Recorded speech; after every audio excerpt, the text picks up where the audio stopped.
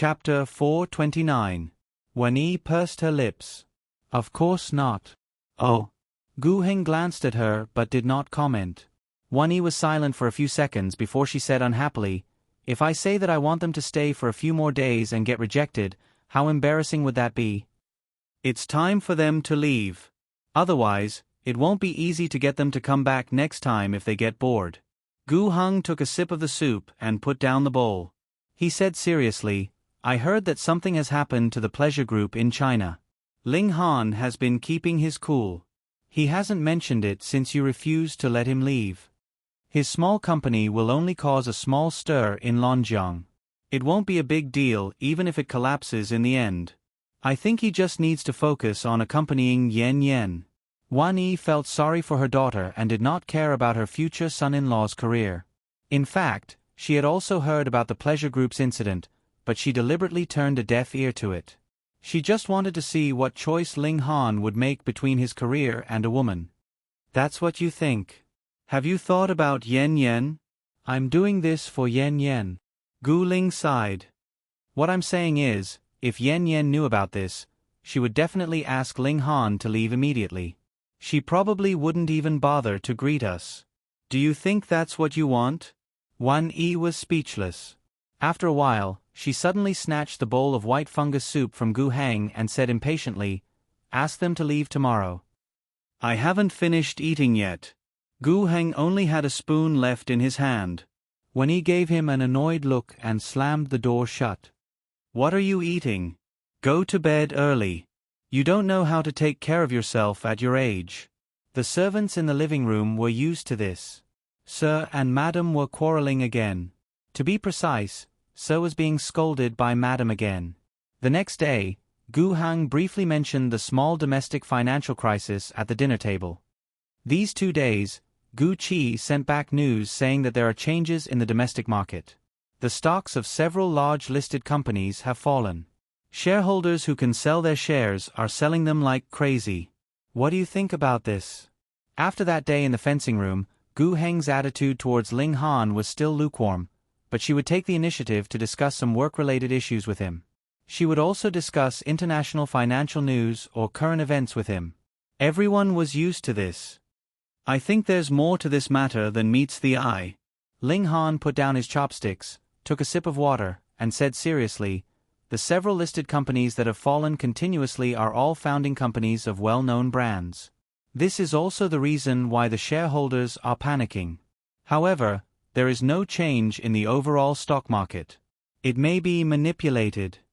Gu Ling glanced at him with a hint of admiration in her eyes. "What about pleasure?" "There seems to be a lot of trouble recently. Do you need help?" "It's okay. Pleasure has a strict internal system. No matter what happens, there will be someone to deal with it. I've already arranged it before I came. Thank you for your trouble, uncle." Ling Han's attitude was neither servile nor overbearing. Even in front of his future father-in-law, who was once known as the god of stocks, he was calm and composed. "Don't be so stubborn. When the time comes, you'll lose your marriage money. My daughter will have nothing to eat with you." Wan Yi rolled her eyes at him with a look of disdain. "Auntie, you mean, you agree to my marriage with Yan Yan?" Ling Han was stunned, and there was a hint of disbelief in his eyes. "What does it matter if I agree or not? Haven't you been holding the marriage certificate all this time? Can I force my daughter to divorce you?" Wan Yi had always been like this. She had no scruples when speaking. When Ling Han first came, she still put on the appearance of a rich lady. Every day, she put on airs and acted like she was unreachable. Ever since she dragged him to the mine, her entire style changed. She couldn't hide it anymore. In Gu Xinyan's words, if Wan Yi had been born in a time of war, it was very likely that she would have gone to the mountains and become a bandit. "You and my father both agreed, right?" Yi Huanyan asked cautiously. Wan Yi snorted and grabbed her hand. "Just make do with it first. If you can't, then we'll talk about it." Make do with it. When she heard this, Ji Xiaoye choked on a mouthful of water. Gu Xinian helplessly patted her back. The dream lover of thousands of women in Lonjiang City, the golden bachelor, in Wan Yi's eyes, was just a person who could make do with it. The corners of Ling Han's lips twitched visibly. His mother-in-law was really carefree. Gu Heng smiled and glanced at his wife. In the end, his eyes landed on Ling Han and he said in a deep voice, "You have your own career. You can't just leave it like this. How about this? Pack up your things and go back to China tomorrow. After you're done with everything, we'll meet with the elders in your family and talk about the wedding." The elders in Ling Han's family were Wen Qingwan's family. His maternal grandparents were still around, but they were not in good health, so they probably couldn't talk much. Fortunately, there were a few uncles and aunts in the family. The meeting between the parents of both sides was just a formality. The life and death of the wedding was still in the hands of Yi Huanyan. Ling Han knew this better than anyone else. "What about me?" Yi Huanyan asked cautiously. Before Gu Hang could say anything, Wen Yi raised her chin and snorted. "Stay with me until the wedding. If the wedding dress doesn't fit, we can change it at any time." "Don't do that, Mom. I have a job too. I have to go back to work on my movie. When the time comes, you'll have to go to the cinema to watch it." You don't want your woman to be criticized for living off her parents, right? Gu Hang couldn't bear to see his daughter begging his wife, so he coughed and said, "Your mom hired the Italian designer Joy to design your wedding dress. She hasn't arrived yet, so you have to stay at home for 2 more days. You can only leave after Joy meets you, confirms the style of the wedding dress, and measures your figure. Then, you just have to come back before the wedding. You have to get married from home." Yi Huanyan was stunned. She looked at Gu Hang and then at Wan Yi. "Your brother and Xiao Yu's wedding is scheduled for the beginning of the year, so your wedding will definitely be postponed. This is good too. You have more time, so you can take your time to choose your wedding dress." Wan Yi said this calmly. Yi Huanyan stared at her in a daze. After a few seconds, she finally came back to her senses and hugged her. "Thank you, Mom. You can't wait to get married. You haven't been back for more than a few years. Seriously." Wan Yi's voice was a little choked up. She turned her head, avoided everyone's gaze, and deliberately covered her red eyes. Ling Han looked at Gu Heng, who was sitting opposite him. His gaze was very firm, as if he was making a promise. He couldn't say 1,000 words of gratitude, and Yi Huanyan's parents probably didn't like to hear it either. However, he had stayed in the villa for almost a month. From being rejected and ignored to gradually being accepted, his determination had never changed. He would use the rest of his life to cherish the treasure that he had lost and found again. He would not let them down. Chapter 430. After dinner, Ling Han was packing up in North Court when the doorbell rang. A smile appeared on his face as he got up to open the door. Yi Huanyan threw herself into his arms in a gust of cold wind. The two of them kissed all the way from the entrance to the sofa. Before they could do anything, Yi Huanyan impatiently took off most of his clothes, revealing half of his bare chest. "It's not good to catch a cold again." Ling Han pried her hand away, carried her up horizontally, and went up to the second floor. Yi Huanyan hooked her arms around his neck and rested on his chest obediently. Her watery eyes stared unblinkingly at his face in a daze. Ling Han carried her and put her on the bed. He leaned over her body and looked at her lovingly. "You keep looking at me. Aren't you tired of looking at me?" "Not at all." Although there had been 5 or 6 years of heartache, it could not compare to the first 10 years of unrequited love and joy. All the heartache had prepared for this unforgettable love. The red string of fate entangled them together and they could not be separated. The next morning, when Yi Huanyan woke up, Ling Han was no longer by her side. She looked at the time and jumped out of bed. Ling Han left the dock at 8:30 this morning. It was already 8 o'clock now. Why didn't anyone wake her up? She hurriedly put on her clothes and ran in the direction of East Court. Ling Han was probably saying goodbye to his parents in East Court at this time. Just as she ran to the entrance of East Court, she bumped into a firm chest. The impact made her see stars. She looked up and saw that it was Gu Xinian. She hurriedly asked, "Brother, is Ling Han in there? He hasn't left yet, has he?" After asking, she did not wait for Gu Xinian to answer. She was about to rush into the courtyard, but was pulled back by Gu Xinian. "Don't go in now." She heard Gu Xinian's worried voice. She was stunned. "What's wrong?" Just as they were in a stalemate, a sharp and mean voice came from the East Court's main hall. "I know you're hiding her. I don't care. I won't leave until I see her today. My daughter's reputation has been completely ruined by your Gu family." Yi Huanyan remembered this voice, and it was still fresh in her memory. This was the same sound she had heard in the hall of the East Courtyard 6 years ago when she had just escaped death from a car accident and returned to the Four Seasons villa for the first time. It was the gentle voice of Gu Duo's mother. Wan Qing was Wan Yi's cousin. They did not have a good relationship, but 32 years ago, in the spirit of sacrifice, she sent her biological daughter to the Four Seasons villa to be the daughter of Wan Yi, who had lost her beloved daughter at that time. She replaced Yi Huanyan's identity and was the second daughter of the Gu family for more than 20 years. It sounded like a deep sisterly love, but for so many years, Wen Qing and her ambitious husband had used this daughter's name to ask for a lot of things from the Gu family. It could be said that this woman, who was jumping up and down in the East Court's main hall without the slightest bit of elegance, had been paid for by the Gu family. However, there were such people in this world. They were greedy and insatiable. Yi Huanyan broke free from Gu Xinian's hand and walked straight into the main hall. Ear-piercing cries and curses filled her ears. "Tell me, I handed my daughter over to your Gu family so that she could fulfill her filial duties and let you enjoy the happiness of a family. But what did you do? You indulged your son to trample on my daughter, and after you took back your biological daughter, you kicked my duo away. You heartless people!" Wen Qing cried and pointed at Wen Yi's nose. "Sister, touch your conscience. If you hadn't hidden in my house when you were young, would you still be alive today? Although Duo is not your biological daughter, she has been with you for more than 20 years. How could you let others trample on her like this? Who trampled on your daughter?" Yi Huanyan coldly interrupted Wen Qing's cries and stood at the entrance of the main hall with a gloomy face. "My brother is upright and has never laid a finger on your daughter.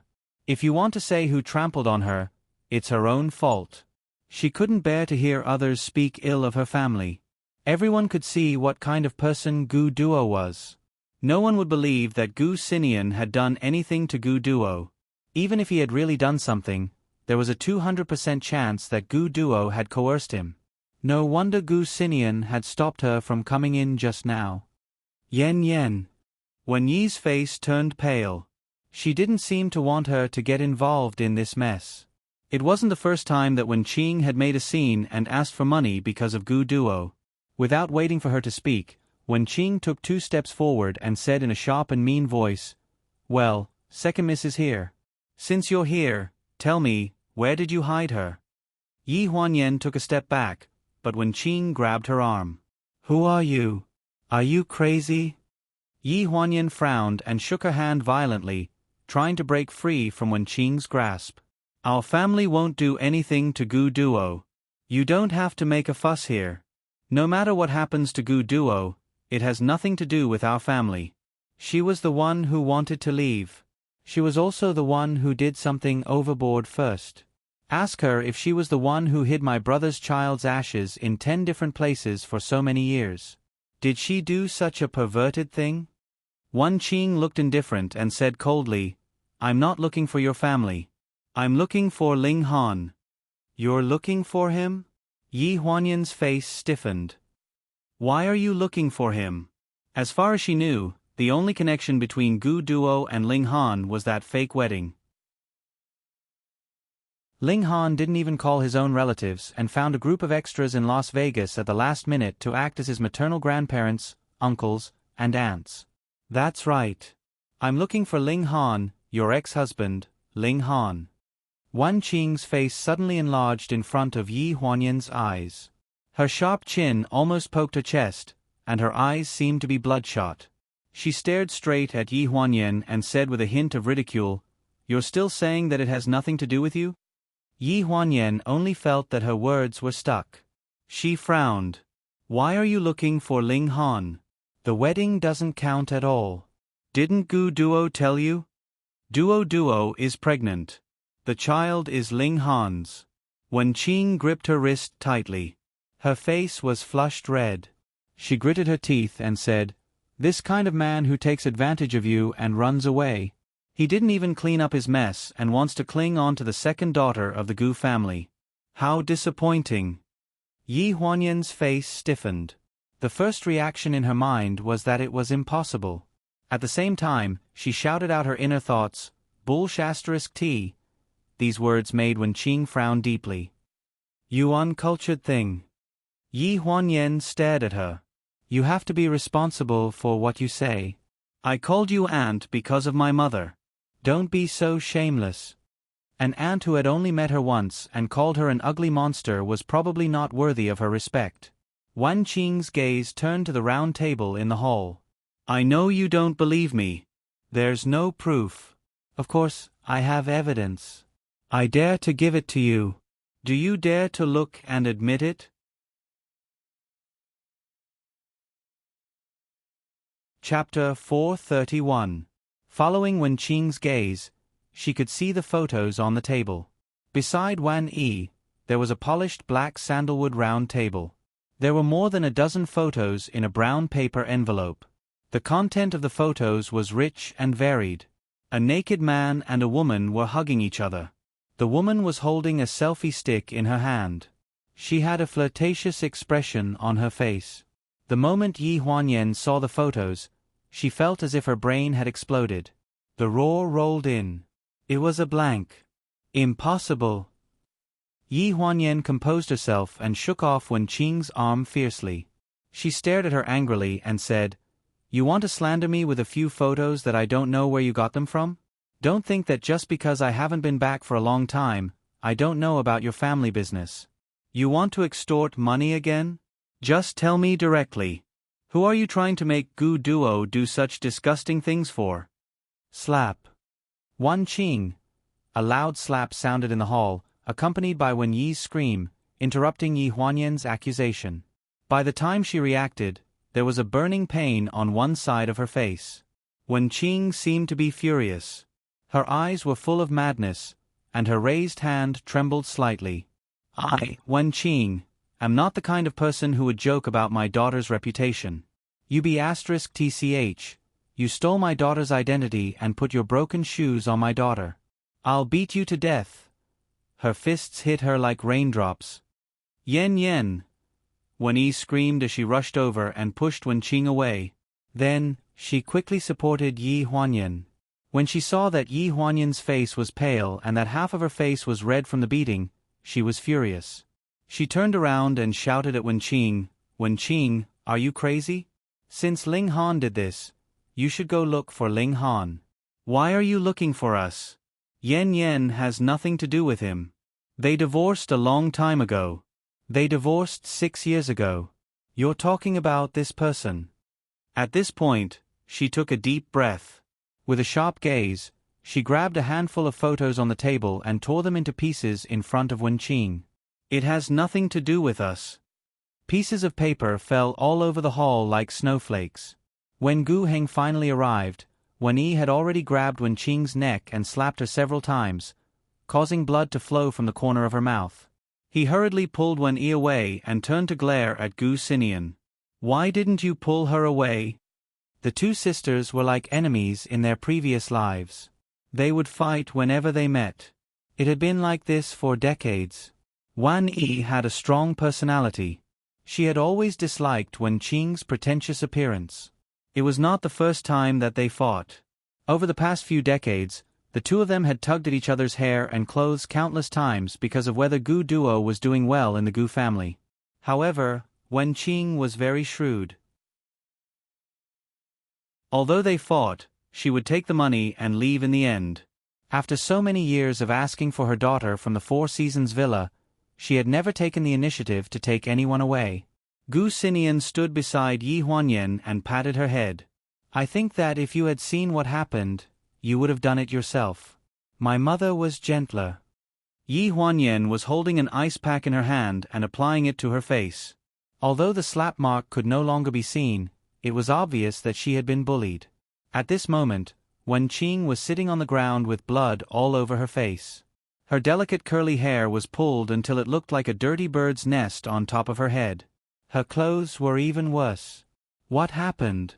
Gu Heng had just returned after sending Ling Han off. The two of them chatted for a few minutes at the dock, but Yi Huanyan didn't show up. Ling Han didn't delay and explained to Gu Heng with a smile that she probably hadn't woken up yet, so he didn't want to wait and got on the boat. Not long after the ship left, Gu Min hurriedly drove a Passat to the dock and told him that his wife's family had come to make trouble. Among Wan Yi's family, the only one who could still call her by name and freely enter and leave the Four Seasons villa was Wen Qing, this good-for-nothing cousin of hers. Wen Qing sat on the ground and cried. She clutched the tattered photo, and her voice was unclear. Cousin-in-law, you have to make a decision for me. You watched Duo grow up with your own eyes. She has done a lot of filial piety for your biological daughter in front of you. Now that she has suffered a loss, are you going to ignore her? Even if you don't care about her, are you going to let the father of the child in Duoduo's belly marry your biological daughter? Gu Heng's gaze had already swept to a corner of the photo. The unsightly scene made him quickly shift his gaze away.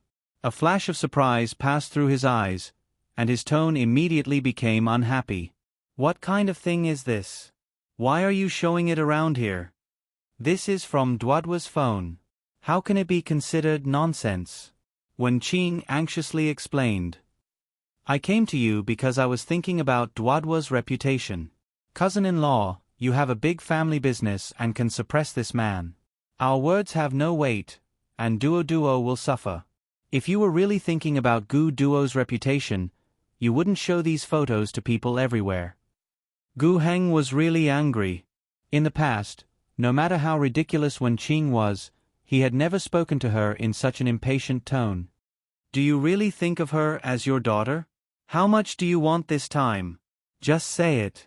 Wen Qing opened her mouth and seemed to be weighing the pros and cons in her heart. She frowned and swallowed the words she wanted to say. She raised 5 fingers, took a deep breath, and said, 50 million. It was almost every few years that she would make a fuss. However, after the real second daughter of the Gu family, Yi Huanyan, came back 6 years ago, she felt guilty and stopped a little.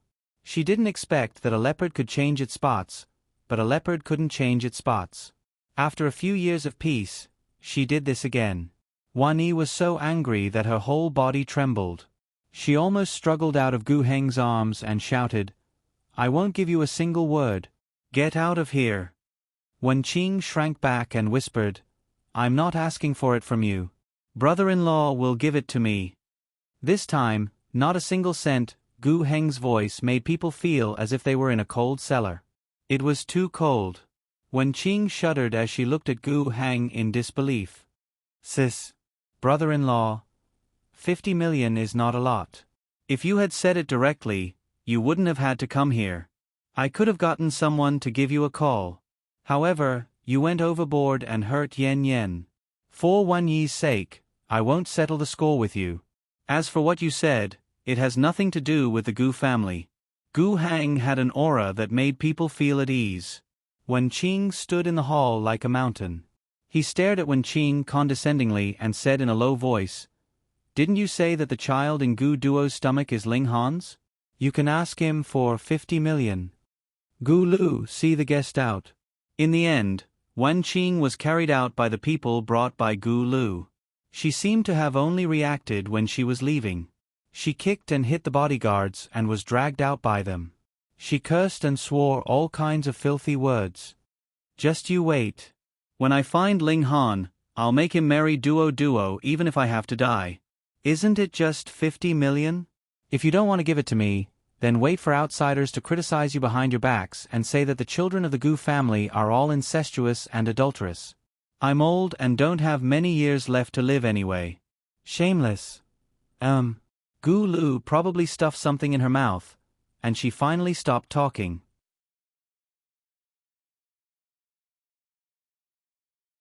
Chapter 432. Only their family members were left in the living room. Some were standing and some were sitting, but no one spoke. Sinian, why did I just see a crazy woman being dragged out? Ji Xiaoye's voice broke the silence in the living room. She stepped into the living room and realized that everyone was there. Gu Sinian was in front of Yi Huanyan, so she didn't notice that Yi Huanyan was holding an ice pack to her face. She smiled and said, "Dad, Mom, Yan, you're all here. I watched a horror movie last night and didn't wake up in time, so I didn't come to have breakfast with you." "I'm sorry." Wan Yi and Gu Hang had different expressions on their faces. The atmosphere was gloomy, and no one spoke. Gu Sinian gave her a look, but it wasn't obvious, so Ji Xiaoye only felt that he blinked. She looked around and asked, "Where's Ling Han? Did he leave? Don't mention this person at home in the future." Wan Yi's face turned completely ashen. "Just take it that I was blind to be fooled by his sweet talk. I actually thought that he was repentant and would treat Yan well. If I see this kind of scumbag again, I'll tear him apart." "Mom, I don't believe what she said." Yi Huanyan looked up. The ice pack had been removed, revealing the red handprints on half of her face. Ji Xiaoye exclaimed, but when she saw Gu Sinian look at her, she quickly shut her mouth. Wan Yi's expression was gloomy. She pointed at the crumbs on the floor and asked, "What about these photos?" Even if Wenqing was 100 times braver, she wouldn't dare to use fake photos to fool me. "I'll ask Ling Han clearly." "I think you've been possessed, Yan." After saying this, Wan Yi left the living room without looking back. A loud bang came from the second floor. It was the sound of the door slamming. Yi Huanyan looked at Gu Hang with bitterness in her eyes. Even though she didn't believe it was true, she couldn't explain what she saw in the photo. Therefore, at this moment, she was in a dilemma. She couldn't declare a clean break with Ling Han because of something that she hadn't figured out yet, nor could she desperately explain to her parents something that she didn't even know. He was inhumane. Gu Heng only glanced at her with a hint of disappointment in her eyes before she entered the room as well. Not long after, there was a knock on the door upstairs. After a long time, there was no answer. After her parents left, Ji Xiaoye finally dared to speak. "What's going on? Yan, what happened to your face? Did your parents hit you? How could Dad and Mom bear to hit her?" Gu Sinian glanced at Ji Xiaoye. "It was Auntie who did it." "Auntie?" Ji Xiaoye frowned. She seemed to have thought of something. F***ck, that crazy woman? Gu Sinian stroked Yi Huanyan's head and comforted her gently. "Mom has a bad temper. She'll be fine once she calms down." Yi Huanyan held the ice pack on her face and nodded helplessly. "Don't worry about me. I'm fine. I just feel like my efforts this month have been in vain. Once bitten, twice shy." Gu Hang and Wan Yi were both afraid. As soon as there was a slight disturbance, they couldn't wait to wrap Yi Huanyan up tightly and isolate her from Ling Han. She understood. Ji Xiaoye sent her back to Nanyuan. She held her hand and sighed. "Why is your life so hard? It wasn't easy for Dad and Mom to agree to the wedding, but this happened. Gu Duo is such a b***tch. I really want to tear her apart." Yi Huanyan sent a WeChat message to Ling Han to ask. She listened to Ji Xiaoye's nagging absent-mindedly. Her attention was on her phone. She only came back to her senses when a pair of hands waved in front of her eyes. "Huh? What did you say?" "I said, if those photos are real, what should we do?" Gu Sinian took the photos to the villa's forensic department for analysis. After they were imported into the computer, they checked the layering of the photos and checked for traces of tampering. In the end, the original photos could be seen. If they were real, nothing would change. Yi Huanyan frowned. "How is that possible? In the photos, Ling Han seems to be drunk." Ji Xiaoye reminded her softly. There were more than 10 photos from all angles, but none of them showed Ling Han awake. Most of them had his eyes closed or squinted. What should she do? Yi Huanyan didn't know what to do either. And she was thinking even further than Ji Xiaoye. If Gu Duo's pregnancy was real, what should she do? Ji Xiaoye collapsed on the sofa and muttered to herself, This escalates to the question of whether a husband should be forgiven if he only cheated physically and didn't cheat mentally without knowing it. Before Yi Huanyan could answer, she shook her head again. No, since he knows that he can't drink, he shouldn't drink with a woman without sex. So it's still unforgivable. Yi Huanyan looked at her. She tried to open her mouth several times, but she was interrupted by her. In the end, the frustration in her chest didn't disappear at all.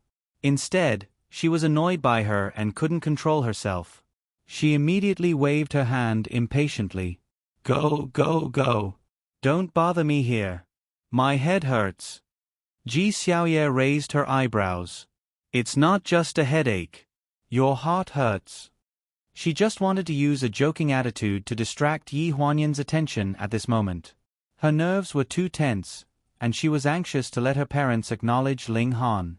If the result was completely opposite to what she expected, her psychological defense would collapse too easily. At that time, it would be uncontrollable. Actually, I've been there. Gu Xinian has slept with so many women. If I cared about every one of them, my life would probably be like yours every day. So I'm an idealist. I'm satisfied as long as he loves me. When Ji Xiaoye left, she left these words, which echoed in Yi Huanyan's mind for a long time. She hugged her phone and leaned on the sofa. She couldn't help but think about the content of the photos. She was angry.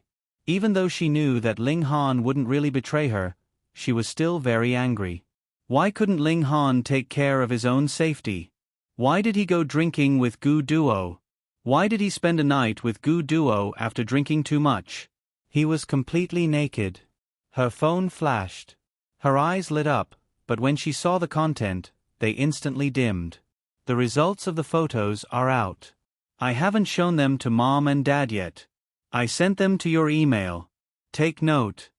Gu Xinian's message was concise and to the point. It didn't reveal any results, so it didn't make her think too much. And the Gu family's DNA testing department was ridiculously efficient. In fact, compared to the DNA testing department, Yi Huanyan wanted to hear Ling Han's reply first. There was no signal at sea, but after half a day, there was still no response from her phone. She was a little flustered. She lowered her head and looked at the last chat with Ling Han. It was sent to her phone before he left in the morning. Then I'll see you in Lonjiang. I'll pick you up at the airport.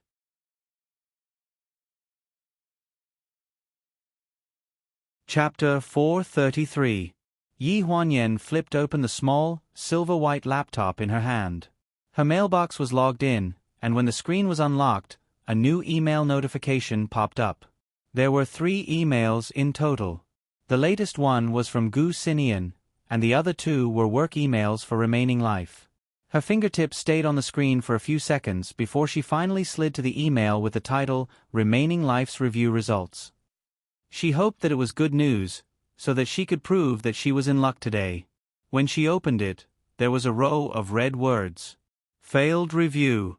Reason for failure review. False sibling relationship. Incestuous relationship. Following that was a summary of the review process by the creative team and 2 solutions. One was to change the script and shoot a new movie, and the other was to find a way to get the review done through connections. No matter which option it was, it would require manpower and material resources beyond the budget. The first option was not feasible, as Guan Nai was nowhere to be found since the day the movie was shot. The second option, based on Yi Huanyan's current level of connections in China, she could only rely on her family if she wanted to get the review done. After reading the entire email, Yi Huanyan took a deep breath and began to comfort herself. Although it was bad news, it might be good luck for her. With trembling hands, she clicked on the second email. It was about Remaining Life's poster and the first promotional video. Haiyan Media had hired an advertising producer at a high price to create it. The images were beautiful, and every frame could be taken out and saved separately. But every frame was full of advertising vibes. Don't be angry, don't be angry. Good luck, good luck. Finally, she clicked on the email link to restore the photos. Photos were spread out in front of her, and as she scrolled down, she finished looking at all the photos in just a few seconds. The next day, Gu Xinian and Ji Xiaoye sent Yi Huanyan to the pier. She carried a small bag on her back and an 18-inch box in her hand. Beside her was Now Now. It was rare that Now Now didn't lower its head to play games. It was looking up at its mommy worriedly. The group of people shivered in the wind at the pier for a long time, but Gu Hang and Wan Yi were nowhere to be seen. Why aren't they here yet? I'll get Gu Lu to rush them again. Ji Xiaoye took out her cell phone and was about to make a call when Yi Huanyan interrupted her. Don't call them. I don't think Mom and Dad want to come. I'm not going to wait anymore. Help me tell Mom and Dad well. With that, Yi Huanyan reached out to Naneo. Let's go, Naneo. Naneo grabbed her hand. When they were leaving, he looked back at the gate of the villa reluctantly. After the boat left, he suddenly shouted, Grandma! Yi Huanyan turned around abruptly and saw that Gu Hang and Wen Yi had just gotten out of a Maybach and were hurrying toward the pier. The boat was moving so fast that she could no longer see their expressions, only their silhouettes. Gu Min, turn the boat around, Yi Huanyan shouted. When she turned around again, she saw that Gu Hang had raised her hand and waved at her, indicating that she didn't need to turn around. Second miss, are we still going back? Gu Min asked hesitantly. No need. Yi Huanyan raised her hand and waved desperately. There was a hint of bitterness in her trembling voice. Parents are always looking out for you. It's just that everyone has their own perspective on things. If they think that you have too many difficulties with someone, they will naturally not like that person. They all want you to have a smooth life. When the plane landed, it was in the afternoon. Lonjiang City's airport was packed. Naneo was still jet-lagged and dozed off while sitting on the luggage trolley. There was only a small 18-inch suitcase on the trolley. He sat on it and swayed, but he couldn't fall off. Before boarding the plane, Yi Huanyan sent her flight information to Ling Han. She had just turned on her phone and received a very short message. I'm on a business trip, so I can't pick you up. I have something to do. Yi Huanyan frowned. She didn't know when Naneo woke up, but he snatched her phone and glanced at it. His recognition of words was comparable to that of a 6th-grade student, so it was effortless for him to read.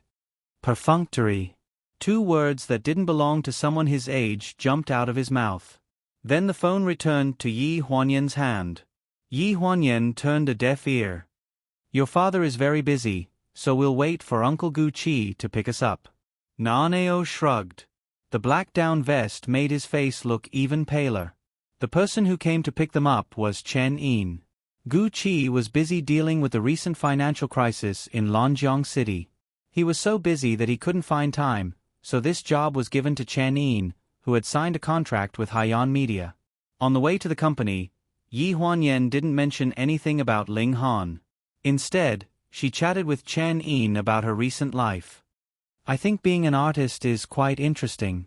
Those dances aren't that difficult, and the training isn't as tiring as practicing martial arts. It's just that I'm not very good at singing. Why don't I go to an actor's training class and become an actress? Chen Ning had signed with Haiyan Media. She was originally an athlete and had a fan base, so it was not unusual for her to switch to the entertainment industry. Previously, when Yi Huanyan was filming Remaining Life, Gu Qi had asked her to make a few cameo appearances on a whim. She had a good sense for the camera, so Gu Qi decided to sign her. Sister Yen Yen, why didn't you come back with brother Ling Han this time? Oh, he had something to do at the company, so he came back first. Yi Huanyan avoided Chen Yin's gaze. She was a little absent-minded. Is it because of that stock market manipulation case?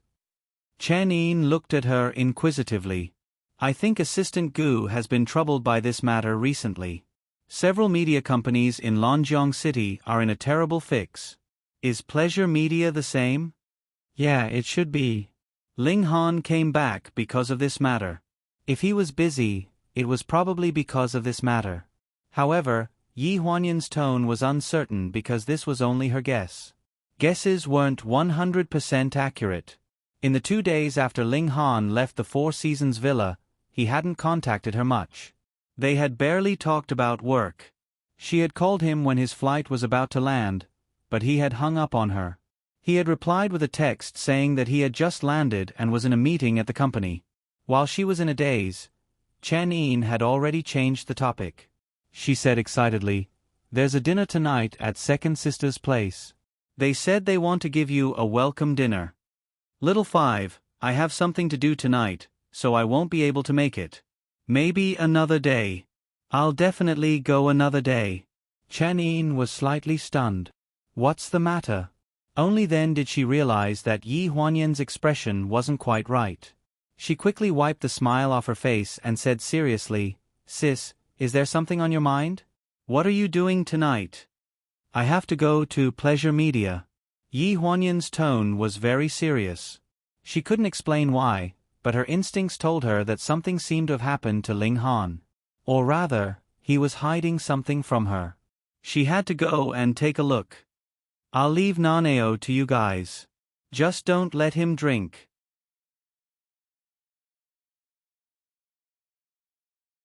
Chapter 434. In the penthouse apartment of Haiyan Media, only a dim light was turned on in the living room. Yi Huanyan sat alone on the carpet, sorting out the luggage she brought back. From time to time, she glanced at the phone beside her on the carpet. It had been 4 days since Ling Han left the Four Seasons villa.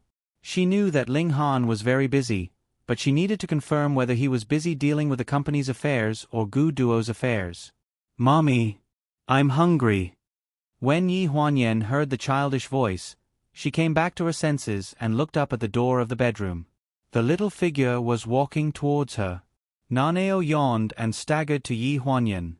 He plunged into her arms and said in a daze, "I want to eat instant noodles." A little master who had been raised to be very picky since childhood actually loved the simplest instant noodles the most. Yi Huanyan was helpless about this. "No, you're still growing. It's not good for you to eat instant noodles." "But I want to eat it." Maybe people were like this. The more difficult something was to obtain, the more valuable it was. Yi Huanyan had to carry him to the sofa and wrap him in the blanket.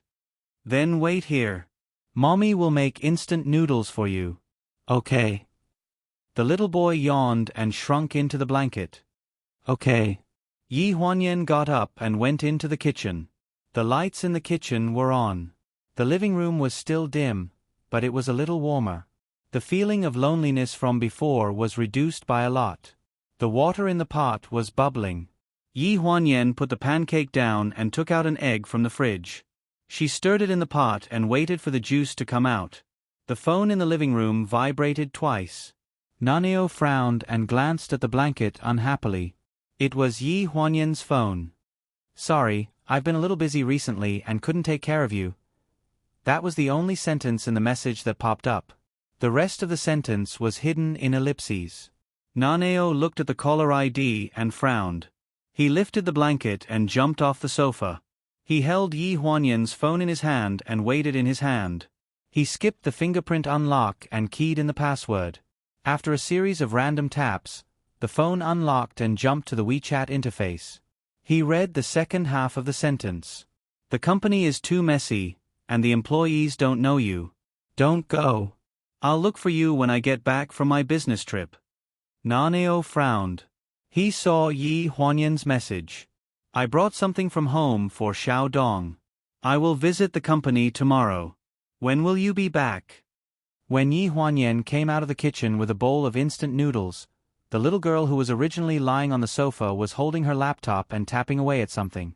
She looked full of energy and was not at all dispirited like before. "You're suddenly energetic again? Are you playing games again?" Yi Huanyan removed her apron and frowned as she walked towards Naneo.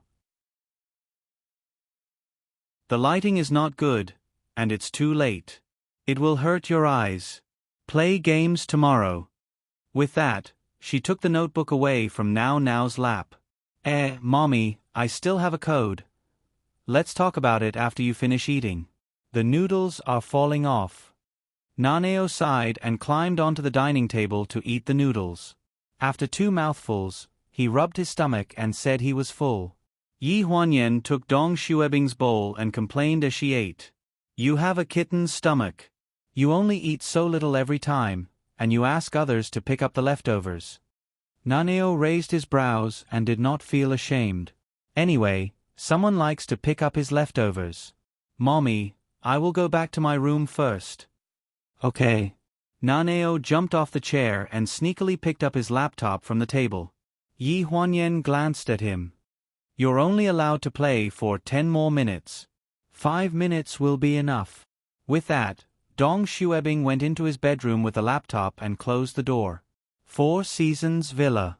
During lunch, Gu Xinian mentioned that Ji Xiaoye was going back to China to organize the Fengshang charity banquet. Wan Yi was not very willing to let Ji Xiaoye go, but she was not an unreasonable person, so she let her go after nagging for a while. After lunch, Gu Xinian went to the study to look for Gu Heng. Gu Ming was in a daze while looking at a copybook. He only came back to his senses when there was a knock on the door. He answered, "Come in." "Dad." Gu Xinian closed the door and went straight to the desk. He glanced at Gu Heng and sat down after receiving his signal. "Why are you looking for me? Has your sister contacted you since she arrived in Lonjiang?" "Yes, she has. She should be asleep now." "What about Ling Han?" "No." Gu Xinian frowned. "What do you think about the photos that Wen Qing brought?" Gu Xinian was slightly stunned. The DNA test department had already given him the results. Gu Hang and Wan Yi were the most opinionated people, so they should not have asked him about this matter. Since they had asked, there was probably something else that they needed him to do. "It's not the first time that Auntie came here to make trouble for money. I didn't think too much about this matter, but judging from the photos, I'm afraid it really happened. As for Gu Duo's pregnancy, it may not be true. Wen Qing loved money, but she was not very bold. She was just a tyrant, so she might not dare to fabricate evidence. If this matter is true and Wen Qing returned from the villa empty-handed, what do you think she will do next? Based on Auntie's personality, I'm afraid she will come again." Gu Xinian frowned. "After all, if she really needs money, she can only ask us for it.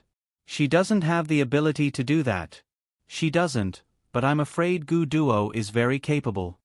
Gu Xinian was slightly stunned. He suddenly remembered that Gu Duo was with Wen Qing now. Wen Qing should have known that Wen Qing came to the villa to make trouble. Based on her personality in the past, she would never have allowed her biological mother to come here and make a fool of herself. This time, what about Ling Han's attitude? Gu Xinian asked. "How do you think Ling Han will deal with this matter?" Hearing this, Gu Heng's eyes showed some displeasure. "In this situation, we can't care too much. You just need to find a way to arrange a few people to protect your sister." His words were very straightforward. Gu Xinian's frown deepened. After Yi Huanyan woke up, she tidied herself up and drove to the pleasure club. Ling Han did not reply to her WeChat message. She took it that he was too busy to reply. When she arrived at the pleasure club, the receptionist did not know her and stopped her in the lobby. Yi Huanyan was not angry. She called Xiao Dong secretly. Within 2 minutes, Xiao Dong hurried downstairs and scolded the receptionist. "What's going on? This is President Gu of Haiyan Media, President Ling's fiancé." The receptionist was so scared that her face turned pale. She quickly bowed and apologized to Yi Huanyan. "It's okay. Don't be afraid. You were not here the last time I came here. It's normal that you don't know me." Yi Huanyan passed the snacks to Xiao Dong. "Take this and share it with the rest of the president's office. I wanted to buy some snacks from other departments, but I can't put them in the car. Let's wait for another chance."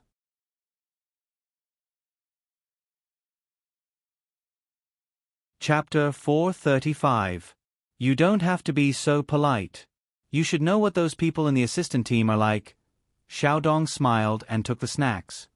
"All of them are so arrogant.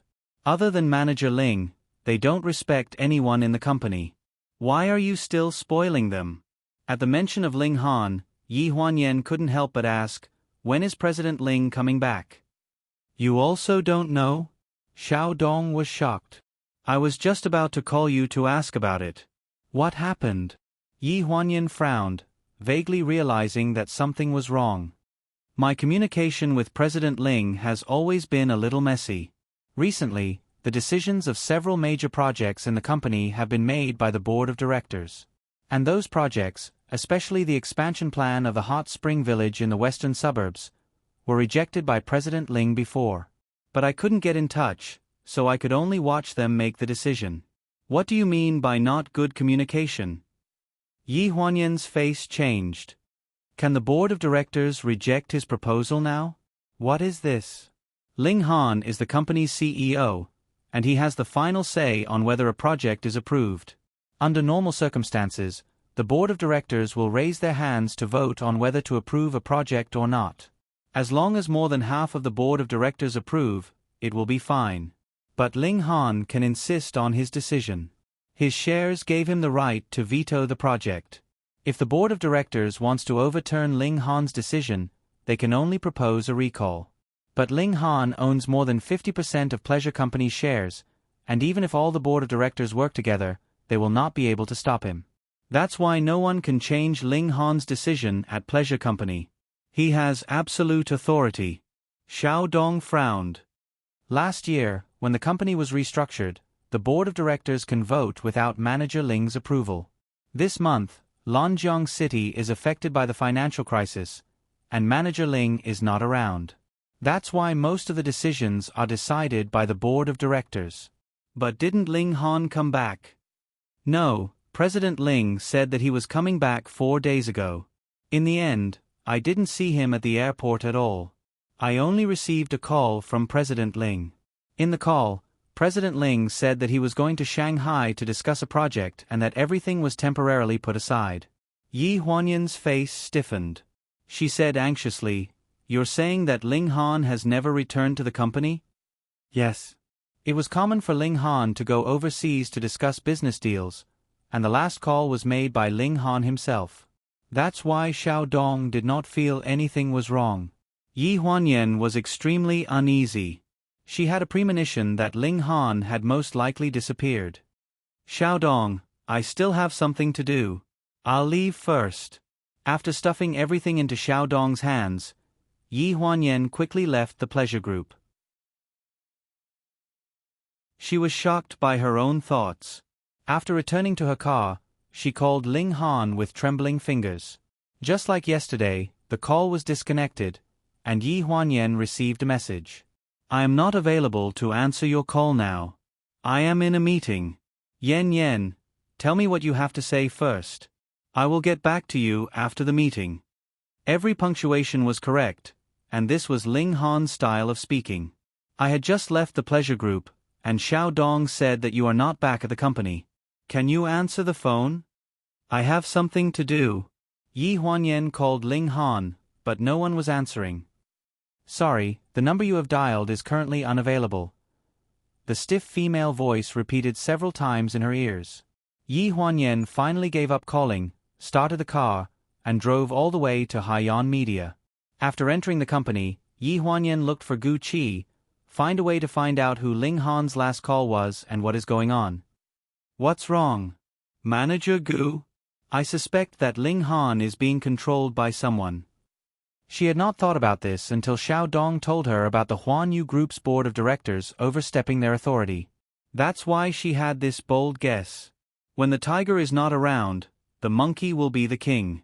Ling Han had disappeared from Pleasure Group for too long, and some of the directors had the power to make decisions for too long. Those who were used to being in a high position had experienced the thrill of it, and it will be difficult to get him to step down from his position. Gu Lu immediately went to work after receiving the order. Yi Huanyan returned to the office and began to search for all the information about Pleasure Group's directors. Ling Han had the intention to transfer his shares to her, but she did not agree.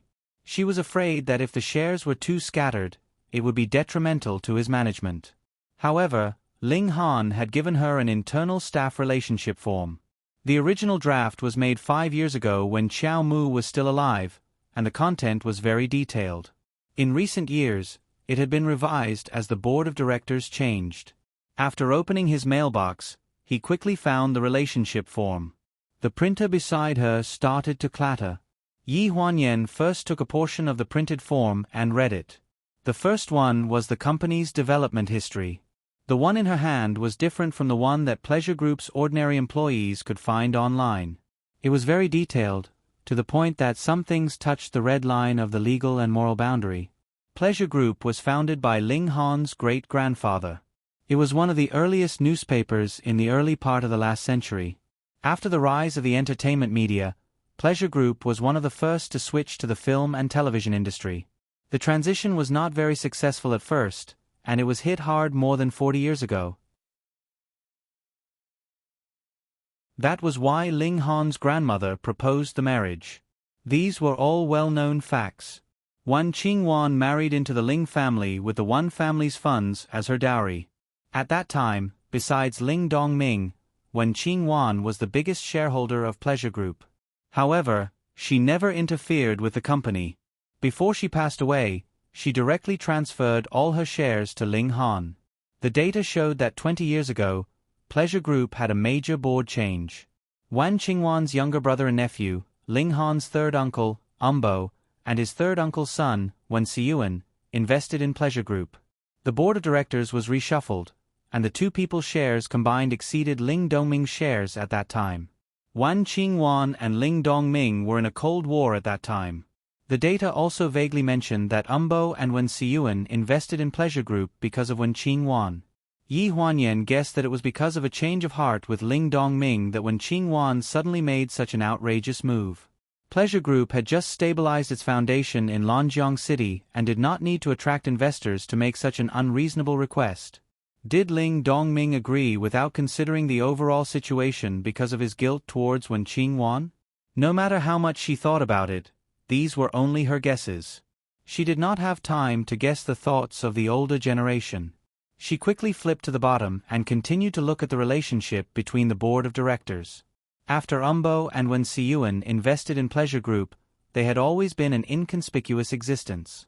Although they held shares that were second only to Ling Dongming's, and there were even cases where the father and son's shares combined exceeded Ling Dongming's in the later board of directors reshuffled, there was no record of them doing anything unusual.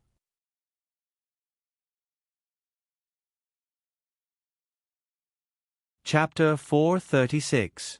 For the past 20 years, they had been taking dividends from their shares and living in harmony with the person in charge of Ling Han.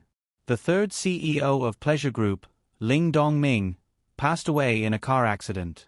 His son, Ling Han, succeeded him but was opposed by Xing Lin, an elder of the board of directors. More than half of the people voted for Ling Han, but in the secret voting meeting, Ling Han won by a narrow margin. Yi Huanyan read the contents of the paper silently and her heart trembled. This happened 8 years ago. It was still fresh in her memory. During that time, she had been sleeping in the old house all day long. Little did she know that Ling Han alone was bearing the pressure of the entire company and family. He was carrying the Ling family's century-old business. The document even recorded the members of the board of directors who voted for Ling Han. At a glance, the father and son of the Wan family were listed. It didn't seem to match the situation she had imagined. According to the situation at that time, Ling Han held 23% of the shares given by Wan Qingwan. The father and son of the Wan family held 24% of the shares. But when she turned to the next page, Yi Huanyan felt lucky for them that they didn't show any intention of replacing him. After the board meeting, Ling Han received the transfer of Ling Dongming's estate. It stated that Ling Dongming transferred all 26% of the shares under Ling Han's name. This added up to 49%, which crushed all the major shareholders' shares. After that, no one mentioned the idea of replacing the CEO again. It was peaceful until recently.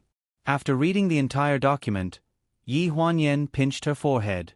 She felt that she didn't see anything wrong. In the past 5 years, the shareholders of Pleasure's board of directors were very comfortable. There was no situation where the shares of any of them skyrocketed. Voila la! The printer at hand printed out the last document. She took a sip of the coffee beside her and took the stack of papers. She neatly arranged them on the table and flipped to the first page.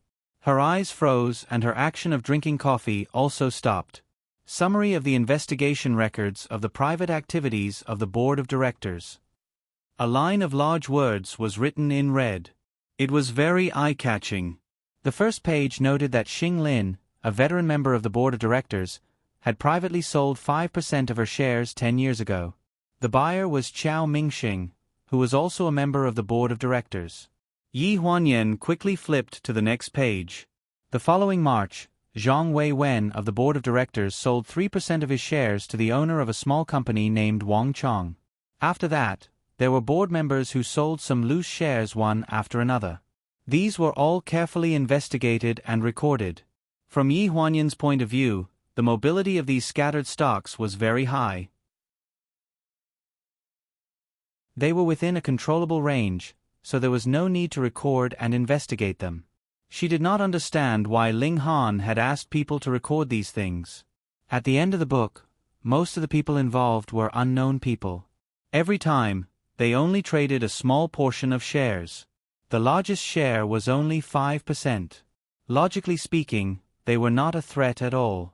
But when she saw the last page, Yi Huanyan's eyes suddenly narrowed. In December, Chao Mingxing was in frequent contact with many board members.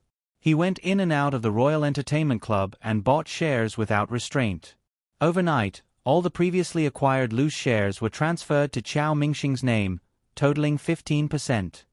Just 6 years ago, this person named Chao Mingxing, after a year of tossing and turning, transferred all the shares of the board of directors to himself. He even successfully avoided the members of the board of directors who were his enemies and bought their shares using the method of hitting a cow from behind a mountain. This record was only written 6 years ago, and the writer was Chao Mu. When she saw the name Chao Mu, Yi Huanyan understood a bit. She sighed, pushed away all the information she had just finished reading, leaned back in her chair, and drank coffee to calm down. The last record was clearly written by Chao Mu alone. The beginning and the end of the record did not seem to be connected, but if she thought about it carefully, she could find some clues. After drinking coffee, she opened the history of the board of directors of the company. As expected, she found the personnel changes of Chao Mingxing. Just 6 years ago, after he privately bought 15% of the shares, he suddenly resigned from the Royal Entertainment Club and no longer participated in the management of the department that he was originally in charge of.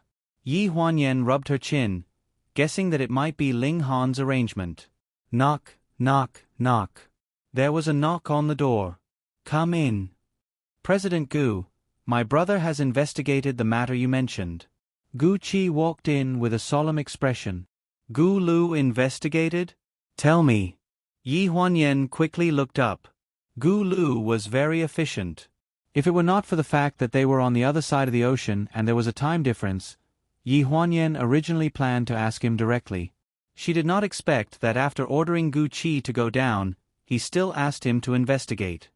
My brother said that Mr. Ling Han's last call was made from the pier of the Four Seasons Villa. It was an overseas call, and the signal disappeared at Los Angeles International Airport. 7 hours later, the signal reappeared at Lanjiang City International Airport. After that, the signal was occasionally interrupted, and it has been in Shanghai ever since. Is it really in Shanghai? Yi Huanyan frowned in disbelief. Her intuition told her that the person she was talking to was not Ling Han, and his refusal to answer the phone made her feel even more uneasy. She even felt that he was being controlled. Gu Qi said seriously, "The signal is in Shanghai, which means that Mr. Ling Han's phone is definitely in Shanghai." Yi Huanyan frowned even more when she heard this. She felt that Gu Qi's words did not sound right. After a while, she suddenly stood up and looked at Gu Qi in a daze. You said that his phone is in Shanghai, right? Gu Qi nodded hesitantly. Yes. Then where is he? Yi Huanyan questioned. Gu Qi was stunned. He suddenly came back to his senses and looked at Yi Huanyan in surprise. The person and the phone were not necessarily together. Gu Qi, book a flight as soon as possible. I'm going to Shanghai. Also, tell me the address of Ling Han's phone as soon as possible. Yi Huanyan left in a hurry with a stack of documents in her hands. Gu Qi did not know how to react when he saw her in such a hurry. He chased after her and asked anxiously, "President Gu, where are you going?" "To a nightclub." Before the elevator closed, these words came out from the crack of the door. She had to take Naneo with her.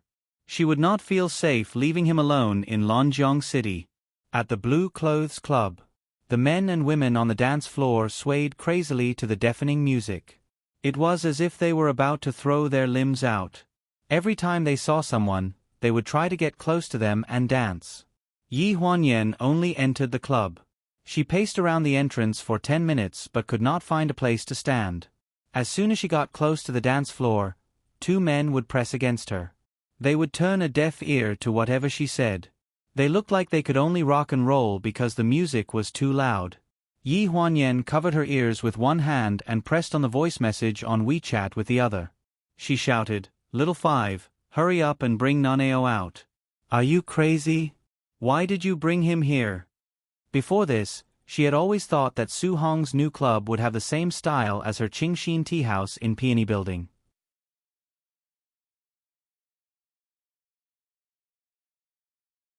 Chapter 437. When Chen Yin, with a face full of makeup, pulled away the 2 young men who were dancing on the dance floor, Yi Huanyan almost flew into a rage. The music was so loud that no one could hear what Chen Yin was saying. All they could see was Chen Yin baring her fangs and brandishing her claws, trying to drag her away. She looked like she was begging for mercy. Looking at her mouth, Yi Huanyan could only understand one sentence. "Let's go in first." The 2 young men who were flirting with Yi Huanyan were naturally punched by Chen Yin until their mothers could not recognize them. In the private room, as soon as the door was closed, the sound outside was completely isolated. The soundproofing effect was not just for show. It was a crazy dance outside, but inside, it was the sisters' tea party. There were all kinds of fruit plates, seeds, peanuts, and snacks on the 2 tables. Su Hong and Gu Fengfeng were talking while spitting out seeds all over the floor. Zhuang Suqiu was in the corner playing with Naneo on the tablet.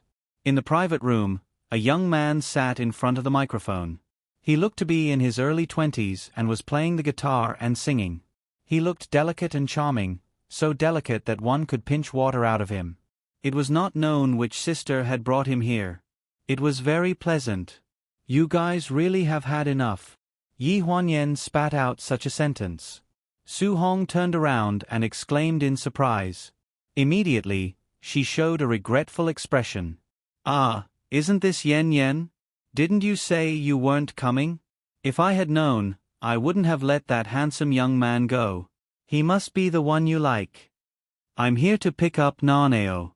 You guys are really bringing a child to such a place. What do you mean by such a place?" Su Hong put her arm around Yi Huanyan's shoulder enthusiastically. "I've already washed my hands of gold, okay? This place is full of a bunch of rock and roll youths. I've arranged a place for them and arranged for the audience to party. It's just in time for the recent rock and roll nostalgia craze." Yi Huanyan was forced to sit down on the sofa by her. "And no one is bringing the little guy to drink. Isn't he playing with Big Sister? I didn't expect Big Sister to be so good at playing with Big Sister." "That's right." Chen Yin's scary heavy makeup stuck to Yi Huanyan's side. That's right. And I told you yesterday that we were coming to second sister and third sister's place today." Seeing that she still dared to quibble, Yi Huanyan's expression became even more unpleasant. "If you had told me that this place was called Shirley Ocean Place, do you think I would have let you bring Naneo here? Not only Naneo, don't even think about coming here yourself. You're a signed artist after all. If you don't restrain yourself, if the reporters take photos of you, it'll be a black mark in your history and you won't be able to wash it clean." Hearing this, Chen Yin's face turned pale with fright. Gu Fengfeng couldn't stand it anymore and said helplessly, Yen, that's enough. It's rare for everyone to gather together. Don't scare them. Second sister is big-hearted anyway. She won't take you seriously no matter what you say to her. But Xiao Wu, if you say a few more words, she'll be so scared that she'll vomit blood. Do you believe that she'll be able to escape the scene in minutes? Su Hong still had a smile on her face and looked indifferent. Chen Yin, on the other hand, turned around in shock.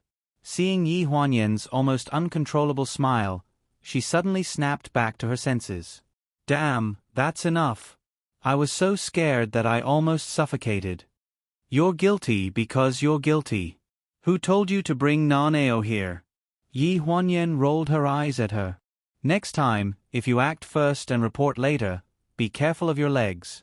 Your brother will break them and drag them back. Chen Yin had always been afraid of her brother. Even though she knew that Yi Huanyan was joking, she still couldn't help but shudder. She said guiltily, No. I'll definitely not bring him here in the future, okay? Everyone laughed along. Gu Fengfeng stuffed a handful of sunflower seeds into Yi Huanyan's hand. With a sneaky look, she moved closer to Yi Huanyan's ear and said, What do you think of that young man? She was talking about the young man playing the guitar. Yi Huanyan clicked her tongue twice. Sister Fengfeng, your son is about the same age as Nanao. That's not good. What are you talking about? I like the uncle type. Gu Fengfeng chuckled and looked meaningfully in Su Hong's direction. No way, it's third sisters? Yi Huanyan looked surprised. Su Hong and Chen Yin were laughing together. No one knew what they were laughing about, but it was obvious that they would steal glances at the handsome young man singing in the stands every once in a while. It was obvious that they were up to no good. What's the background of that handsome young man? Third sister, don't be fooled. Yi Huanyan couldn't help but ask. That's a long story. Well, it's a long story. Gu Fengfeng grabbed another handful of sunflower seeds and stole a glance at Su Hong. She lowered her voice and said, To put it simply, Sister Hong had a glorious time when she was young. This little boy was accidentally born to one of her sisters. That sister threw the child to her and ran away. No one knew where she went until 10 years ago. Anyway, this little boy was only 13 or 14 years old at that time. His biological mother came looking for him and married a rich man. After that, she didn't have any children.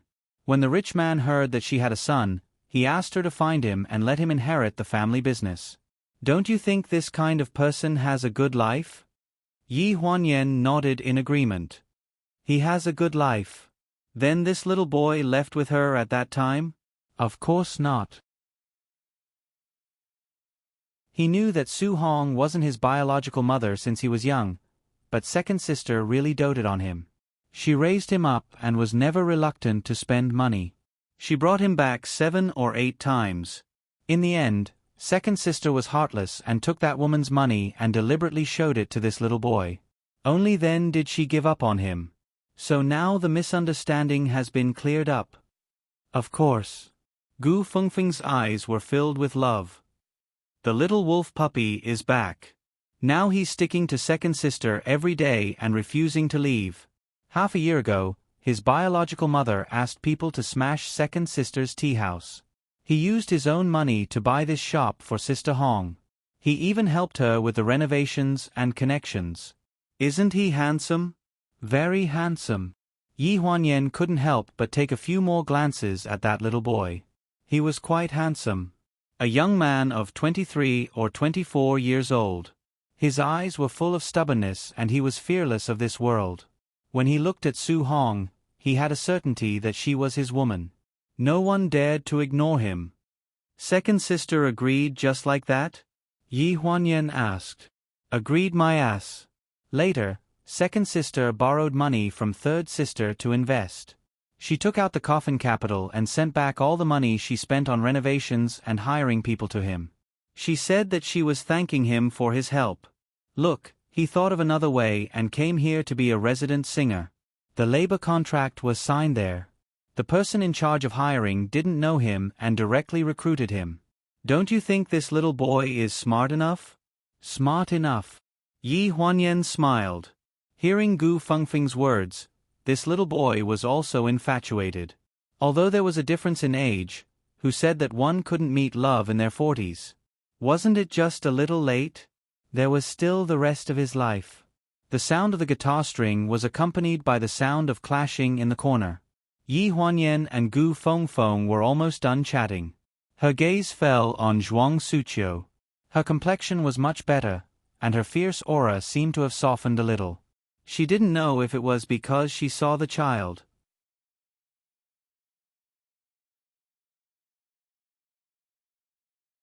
Chapter 438. I'm not playing anymore if I keep losing. Naneo threw down the laptop angrily and looked unhappy. Duel was the most inhumane game in the world. Then we can play something else. Zhuang Suqiu's voice was exceptionally gentle. Her white sweater accentuated her elegant temperament. I'm not playing anymore. Naneo would only act like a spoiled child in front of the person he liked. Yi Huanyan sat over and stared at Duel on the tablet for a while. Suddenly, she smiled and mouthed something to Zhuang Suqiu. He's a little weak. Therefore, he was basically a retard when it came to finding a different type of game. Zhuang Suqiu seemed to have seen through it all along. She simply put away the tablet and returned it to Naneo. Then you can play by yourself. I'm not playing this kind of child's game. I'm going to work on my software. As he spoke, he took his laptop and sat at the bar furthest away from everyone.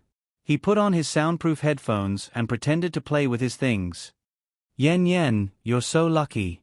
Zhuang Suqiu suddenly said such a sentence, with a bit of envy. Yi Huanyan was slightly stunned.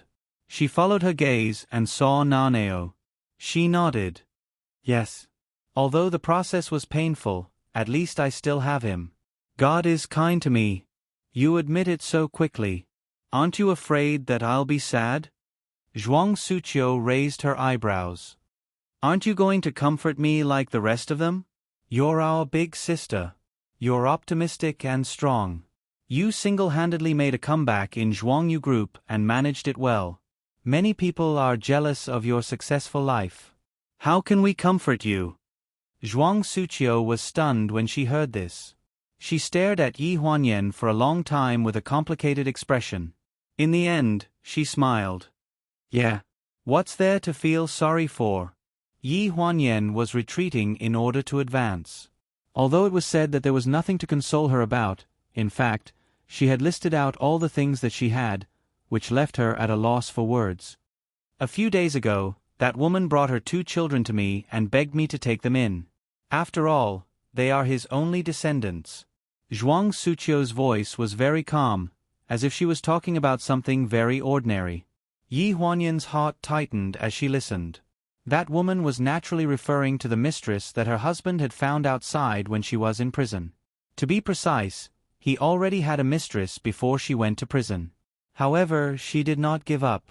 She felt that after she suffered for him, he would remember her kindness and mend his ways. Eldest sister was released from prison 3 years ago. She was the last one to be released from prison number 4.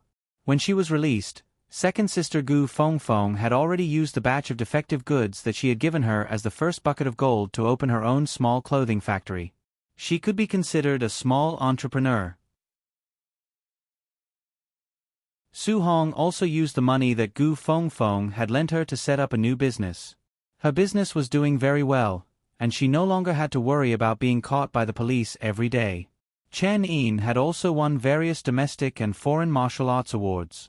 She was halfway to the Grand Slam. When Zhuang Suqiu was released, her husband had already divorced her. He was living a carefree life with his mistress. Zhuangyu Group was on the verge of bankruptcy. Her parents, the people who loved her the most in the world, had both passed away. Yi Huanyan did not know how Zhuang Suqiu survived those 3 years. She took over a group that was in turmoil and relied on her own strength to make a comeback. However, God had eyes. Before she could punish those bad people, her ex-husband was suspected of illegal money laundering and was being hunted down. In the process of escaping, he committed suicide in the river. She was left with a mistress who didn't know anything. She brought a 6-year-old boy and a 4-year-old girl to her place and begged her to take them in. What happened after that? Yi Huanyan's voice was a little bitter.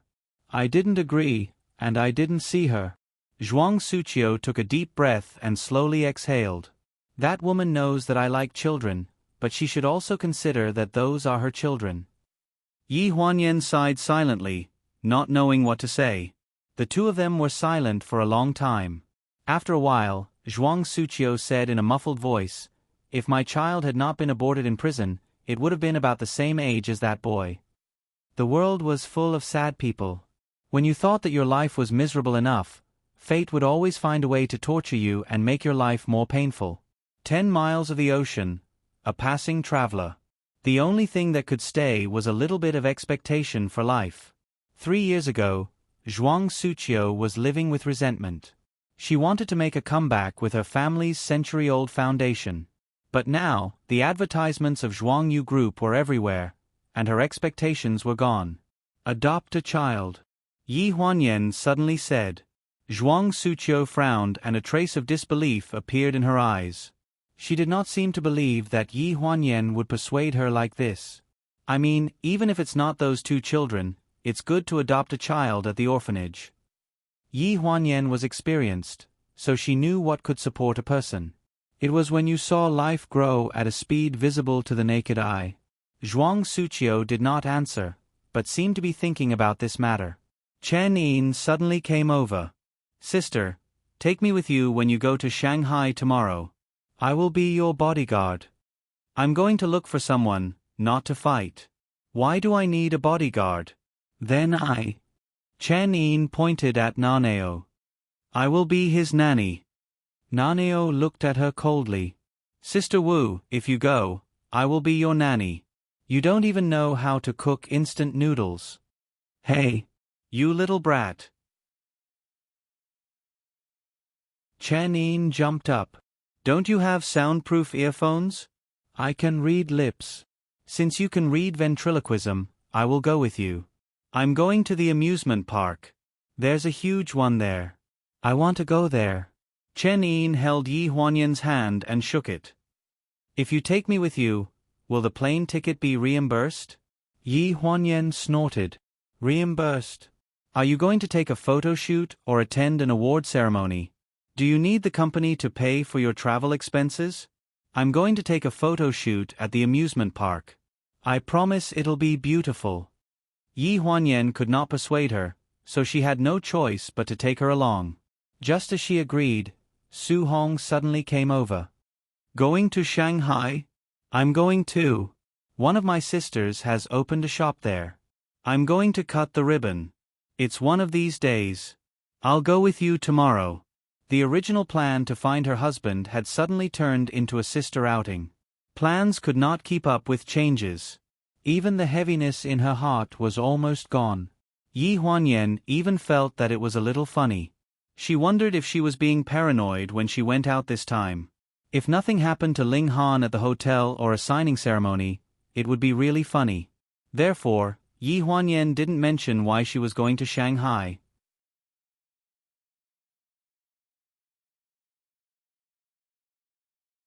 Chapter 439. Naneo sat on Chen Yin's huge suitcase and was pushed out of the airport by Chen Yin.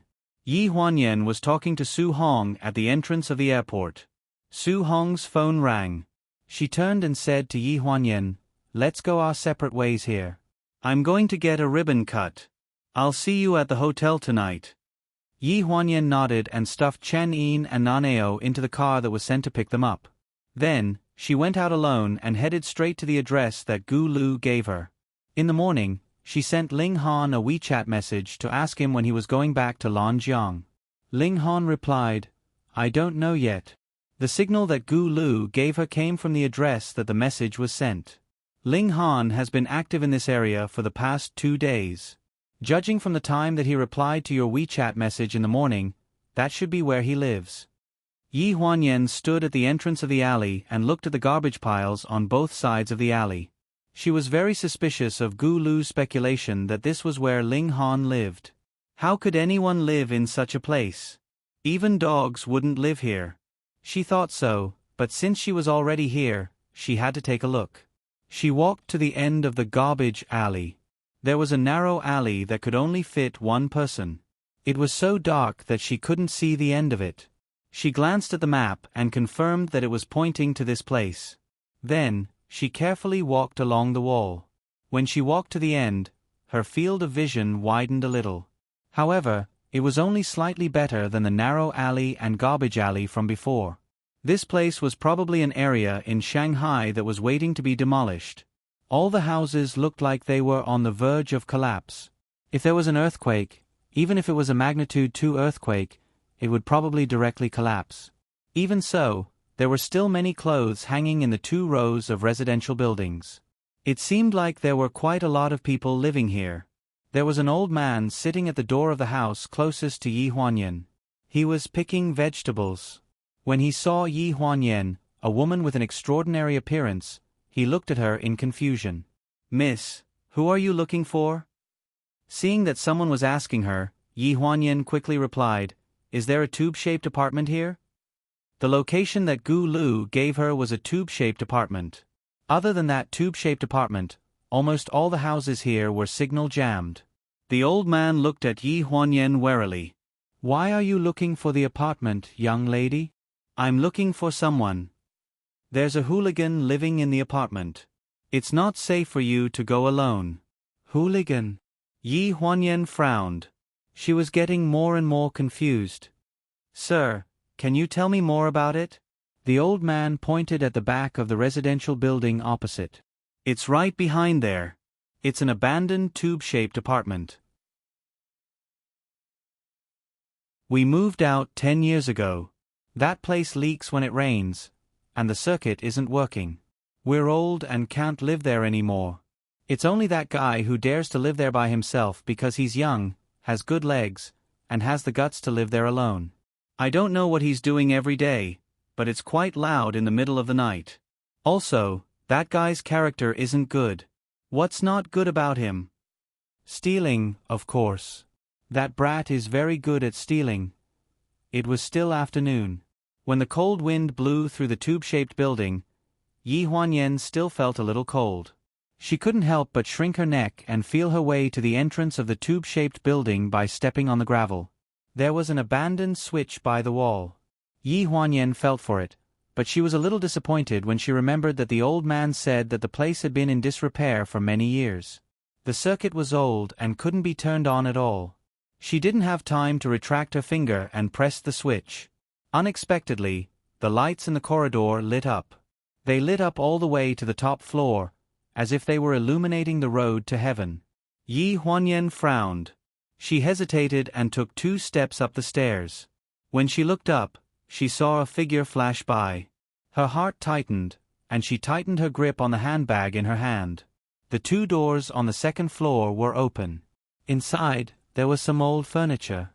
It was full of dust. Yi Huanyan only stood at the door for a few seconds before she continued to walk up. She secretly felt for the stun baton in her handbag. The 3rd floor was no different from the 2nd floor. There was a musty smell. When she stepped on the stairs to the 4th floor, Yi Huanyan felt that something was wrong. She hesitated for a few seconds and looked down at what she was stepping on. It was tiles. Gray tiles. The color was almost indistinguishable from the cement floor, but under the light, the smooth surface of the tiles would reflect light. She looked up again and found an oil painting hanging on the wall in the corner. It was the Mona Lisa. Walking up to the 4th floor, there was an open door facing the stairs. The door was covered with a white cashmere carpet. She hesitated for a few seconds. Looking at the white carpet, she couldn't bear to step on it. Finally, she took a deep breath, took off her high heels, and stepped on it. The room was covered with wooden floors and was decorated like an apartment. There was an attic on the right side of the door. A 4-lattice wooden ladder led to the attic. Because there were no partitions, the room was very big and there were many things. At first glance, there was a dazzling array of everything. There were dozens of dolls in the corner, inflatable ducks scattered on the floor, puzzles on the carpet, 2 pots of cacti on the windowsill, books in the bookcase, and all kinds of figurines in the glass cabinet. She was more and more curious. Who lived in such a dilapidated apartment and spent the effort to renovate the top floor of a building that could collapse at any time? The glass cabinet full of one-piece figurines attracted Yi Huanyan's attention. She walked over barefoot. The moment she reached out, she felt a shadow coming at her from behind. It was imprinted on the glass cabinet. She could vaguely see a delicate face, but it was ferocious. "Ah!" After hearing a man's shrill scream, Yi Huanyan turned around abruptly. She saw the man who was about to sneak an attack on her just now fall miserably at her feet. His back was stepped on by a strong foot. "How dare you sneak an attack on my 2nd Mississippi?" You must have a death wish. Gu Min exerted force on her foot, and the man let out a scream. Gu Min. Yi Huanyan was stunned. Where did you come from? Hearing this, Gu Min loosened the force on her foot and quickly explained, I followed you here. Young master asked me to protect you secretly. He really has foresight. Yi Huanyan was incredulous. Wait a minute. Why did my brother ask you to protect me? Or secretly? Didn't young master go missing? Young master said that you might be in danger, so he asked me to follow you. You all know about Ling Han's disappearance? When did this happen? Yi Huanyan's expression changed. She looked at Gu Min in disbelief. Gu Min was shocked by her suddenly raised voice. She shrunk her neck and said hesitantly, Didn't he go missing in Los Angeles on the day he left? What? Yi Huanyan's face instantly turned pale. Until the second before Gu Min spoke, she still had a glimmer of hope, thinking that she was just being paranoid.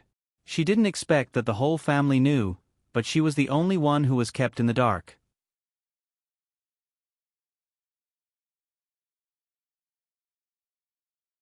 Chapter 440. Why did you hide it from me? Yi Huanyan asked with a trembling voice. Gu Min was stunned and at a loss. She quickly retracted her foot and walked toward Yi Huanyan. Hide it from me? I don't know. Second miss, it was young master who said that he was still investigating and that we shouldn't tell you about young master's disappearance. It's over. Gu Min suddenly realized what she had said and immediately covered her mouth. She had let it slip. 3 days ago, Yi Huanyan had just left the Four Seasons villa. Gu Xinian had arranged for Gu Min to follow Yi Huanyan back to China and protect her secretly. Ling Han had disappeared in Los Angeles. Gu Xinian found out that he was supposed to board a flight in Los Angeles, but according to the flight information, he didn't go through security or board the plane. Therefore, he was almost certain that Ling Han was staying in Los Angeles. However, he couldn't tell Yi Huanyan about this in a hurry. With her personality, she would definitely find a way to turn Los Angeles upside down. This matter wasn't that simple. Young master said that things weren't that simple, so he didn't want us to say anything because he was afraid that you would be too concerned. I'm too concerned? What's wrong with me? Before she could finish her sentence, Gu Min caught a glimpse of a change in the light under her feet from the corner of her eye. She suddenly raised her leg and kicked the ashtray that was flying at her to the opposite wall. With a loud crash, it shattered into pieces. He turned around and kicked the restless brat in the face, knocking him out with one kick. Second miss, look. Gu Min looked innocent. It was chaotic enough.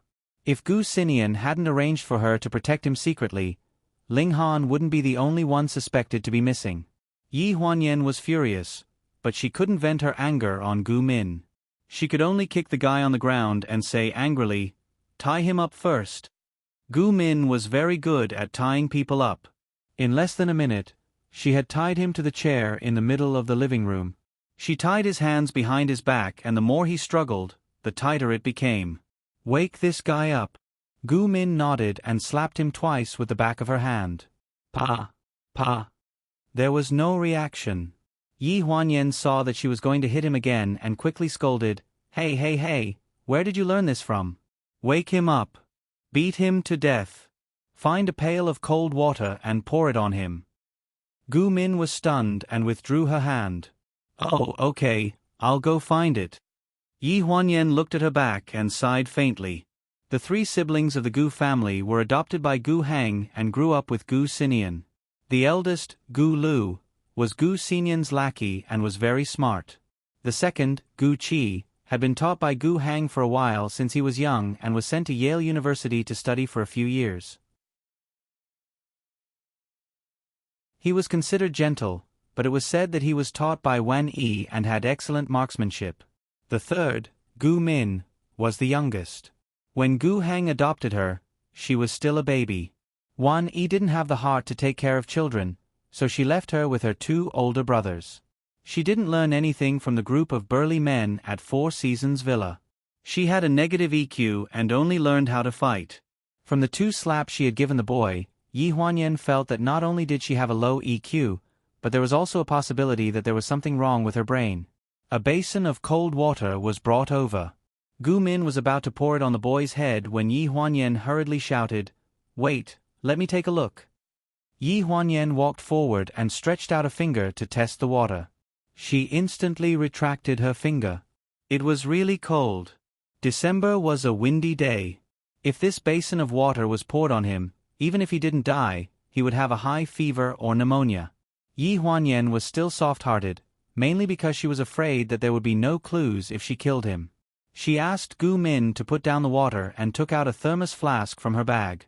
She poured half of the water into the lid and let it cool for a while before drinking it.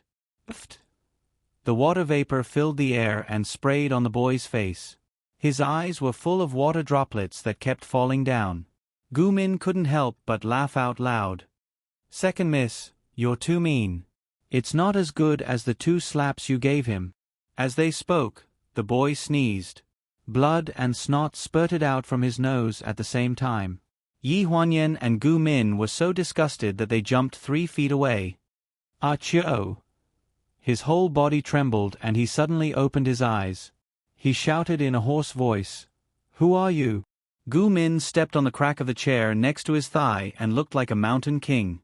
She frowned and said, "The king of hell." Yi Huanyan rolled her eyes at her. "What the hell?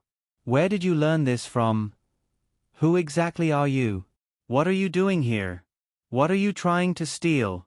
The boy was on the verge of breaking down. He was trembling and stuttering as he spoke. "Who the hell wants to steal from you? Are you asking for a beating? Our second miss is so poor that she would steal from you." "That's enough." Yi Huanyan interrupted Gu Min's nonsense and glared at the boy. "Tell me, where did you get this phone from? Who did you steal it from? Who stole it?" The boy's face suddenly turned red. "Don't slander me." Seeing that he refused to admit anything, Yi Huanyan knew that this interrogation was going to be difficult. She glanced at Gu Min. "Go and search for anything else. I'll do the questioning here." Gu Min was a little hesitant. "It's not safe, right? Is the rope and buckle you used to tie him up strong enough?" "It has to be strong enough. I always carry it with me. It's a pig slaughtering buckle. Even a pig can't break free." With his small body, if he can break free, he'll have to chop himself up. "That's enough. Stop bragging. Go and do what you need to do." Gu Min shrunk her neck and obediently turned around to look for something. Yi Huanyan observed the boy's expression. After Gu Min opened the cabinet, he suddenly became irritable. He struggled madly and growled, "Hey, don't look around. That's a figurine I collected. It's a limited edition. It's a global release. Hey, you." Yi Huanyan didn't even turn her head and asked, "Is that yours? Did you steal it? Who stole it? Then, you didn't steal my husband's phone?" "What phone?" He was still stubborn. Yi Huanyan dialed a number in front of him. Within a few seconds, the phone rang from his pocket. "How is it? What else do you have to say?" The boy's face stiffened and he stammered, "I didn't steal it." "You didn't steal it. Did a pie fall from the sky onto your head?" Gu Min looked back and interrupted as she rummaged through the items. The boy saw that she had turned his cabinet into a mess and hurriedly shouted, "Don't touch them. If you want to take something else. Put them down." Yi Huanyan looked back and saw that Gu Min was weighing a black deacon figurine in her hand. Sebastian was dressed in black and was very realistic. He was about 30 centimeters tall. "Gu Min, give me the thing in your hand." "It's quite heavy. It's solid." Gu Min weighed Sebastian in her hand. The boy's eyes almost popped out and he even forgot to scream. "Tell me, what's your name? What do you do? Where did you get the phone?" Yi Huanyan asked directly. "Why should I tell you?" "Because if you don't tell me, your Sebastian will fall to the ground. My sister's hand is not very steady."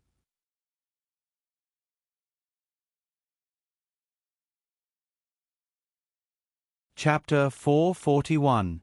Gu Min played along and spun the huge Sebastian in her hand. She threw the thing that weighed about 30 to 40 kilograms on her left and right hands like a juggler. The young man's eyes widened, and his heart almost jumped to his throat. "Don't, I'll tell you." Yi Huanyan snapped her fingers, and Gu Min grabbed Sebastian's head and swung her other arm. "Phew! I almost dropped it. It's really heavy." The young man was scared out of his wits. "Put him down first." Gu Min put him down. Until he saw Gu Min put the thing on the ground, the young man let out a long sigh of relief. He looked up at Yi Huanyan and said reluctantly, "My name is Xiaobo, a network hacker. I picked up this phone in the garbage alley 2 days ago." "Picked it up?" Yi Huanyan frowned and stared at him. "You'd better tell me the truth." "I really did pick it up." He blushed. "A man threw the phone in the trash can and left. I picked it up and saw that this phone looked very special, so I wanted to take it back and study it." Ling Han's phone did look very special. It was a custom-made phone with a brand that couldn't be seen. It had all kinds of strange functions and was extremely private. Unless it was his own fingerprint, ordinary people couldn't see the information in the phone. This was also the reason why Yi Huanyan was not sure whether the phone was in his possession. If someone had cracked his phone, it would be too troublesome. "Do you have the ability to turn it on?" "When I picked it up, it was already turned on." Xiaobo was anxious. He struggled to get up and showed his pocket to Yi Huanyan. It's true. If you don't believe me, you can see for yourself. It turned on by itself and can use any function." Gu Min took 2 steps forward, took the phone out of his pocket, and handed it to Yi Huanyan. Yi Huanyan swiped and turned it on directly. All kinds of business software could be used without any password or fingerprint hindrance. "Weren't you the one who cracked the fingerprint unlock?" "Later on, I also tried a few times myself. I can also break through it. It's not a big deal, just a bit of time." "You're still denying that you were the one who unlocked it?" Yi Huanyan's expression changed. Gu Min immediately kicked him, causing him to fall to the ground along with his chair. The youth screamed.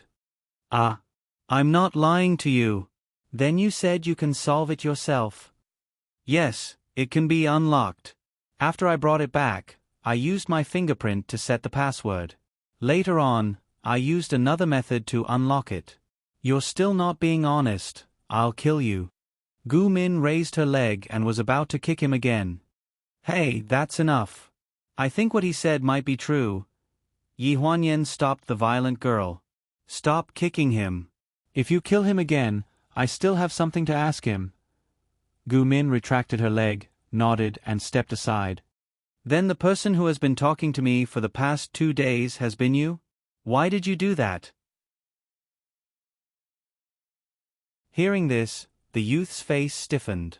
He asked probingly, "Are you Yan Yan?" Gu Min moved her wrist and said, "Are you asking for a kick? How dare you call me Yan Yan?" The youth shrank back and quickly coughed. "I just thought it was fun. It's been too long since someone talked to me, so I wanted to find someone to chat with. You kept sending me messages, so I replied in passing. What about the content of the chat?" One had to know that the content of the chat was all over the past 2 days, including company secrets and the matter at Four Seasons Villa. Although his attitude was cold, he did not make a single mistake. "I found it from the chat records and the phone memos." The youth's face was ashen. He had completely given up resisting. Yi Huanyan squatted down and stared at him carefully. She said in a low voice, "I'm asking you, what does that man look like? The one who threw the phone." The youth's face was bruised and swollen. Half of his face was pressed against the ground. When he spoke, he spat out a mouthful of blood. Hearing this, he cried, "How do I describe him? I just saw that he was wearing a black shirt. He had inverted triangular eyes and a big nose. He didn't look like a good person." Yi Huanyan looked calm. From the corner of her eye, she glanced at the workbench not far away. There was a self-portrait of Van Gogh on it. It was a semi-finished copy, but the drawing was somewhat interesting. "If you can't describe it, then draw it?" After saying this, Yi Huanyan stood up and looked at Gu Min. She ordered, "Untie him." Gu Min raised her eyebrows. She was not afraid that he would run away. She squatted down and untied him. She waved her fist at him. You better behave yourself. My second miss has a good temper, but I don't. The youth shook his head like a rattledrum. I'll draw. In front of the drawing board, the youth held a pen. Cold sweat trickled down the corner of his forehead. He looked back carefully. Then I'll have to draw for a long time. Why don't you leave first? You can come back after I'm done. Are you going to draw or not? If you don't, you'll get beaten up. Yi Huanyan saw that his hand was trembling slightly as he held the charcoal. She hesitated for a moment. Are you nervous? The youth nodded hurriedly. I can't draw with someone watching me. He was probably scared of Gu Min. Yi Huanyan frowned. She looked around and asked casually, Do you have anywhere else to live besides here? The youth hesitated for a few seconds before replying in a low voice, No. What about your parents? Gu Min interrupted and asked. They passed away in a car accident when I was 12. Yi Huanyan's frown deepened. She wanted to interrupt Gu Min, but it was too late. Then you're better than me. I've never seen my parents. Sir and Madam said that my parents were beaten to death during a drug deal. They said that their bodies were beaten like a sieve. I don't have any impression of them. You still remember your parents? When Gu Min mentioned her parents' death, she had the attitude of a bystander. She did not have any feelings for her parents. This was related to growing up in the Four Seasons villa. She had people to play with, and she also had Gu Hang and Wan Yi to take care of her. She did not lack feelings for her parents. It was a different situation from this youth named Xiaobo in front of her. Xiaobo was obviously shocked by her. The corners of his mouth twitched as he looked at her. How can you be so? As if nothing had happened, Yi Huanyan silently added 4 words for Xiaobo in her heart. What's wrong with that? Who doesn't die? Gu Min patted his shoulder and sighed. But your small body is not very good. When I was 12, I could go up the mountain to catch wild hares and roast them. I guess you can only go begging on the streets, right? No wonder you're so pitiful. Yi Huanyan's mouth twitched. His nose was bruised and his pitiful appearance was clearly caused by Gu Min. Xiaobo did not seem to be angry, nor did he poke at his sad feelings. Instead, he looked at Gu Min with a complicated gaze. After a while, he seemed to have gathered his courage and said in a low voice, You guys can go first. Come to me tomorrow afternoon at the same time to get the painting. I'll definitely draw it for you guys. Gu Min hesitated and glanced at Yi Huanyan, asking for her opinion. She smiled. Okay.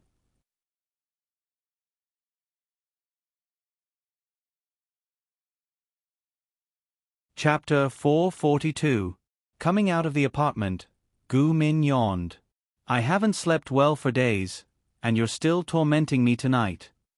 Yi Huanyan glanced at her. He can't beat you even if you're asleep. Besides, you're the one who wants to stay. What if he runs away?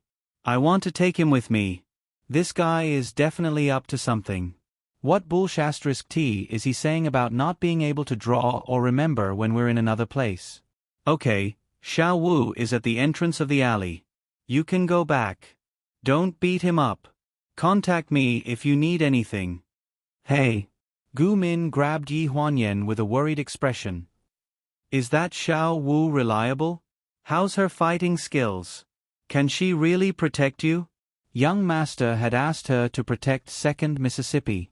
If he found out that she had left her post, she would be done for. Don't worry. I think she's not much worse than you. It's just that you're a practical fighter and hurt people too much.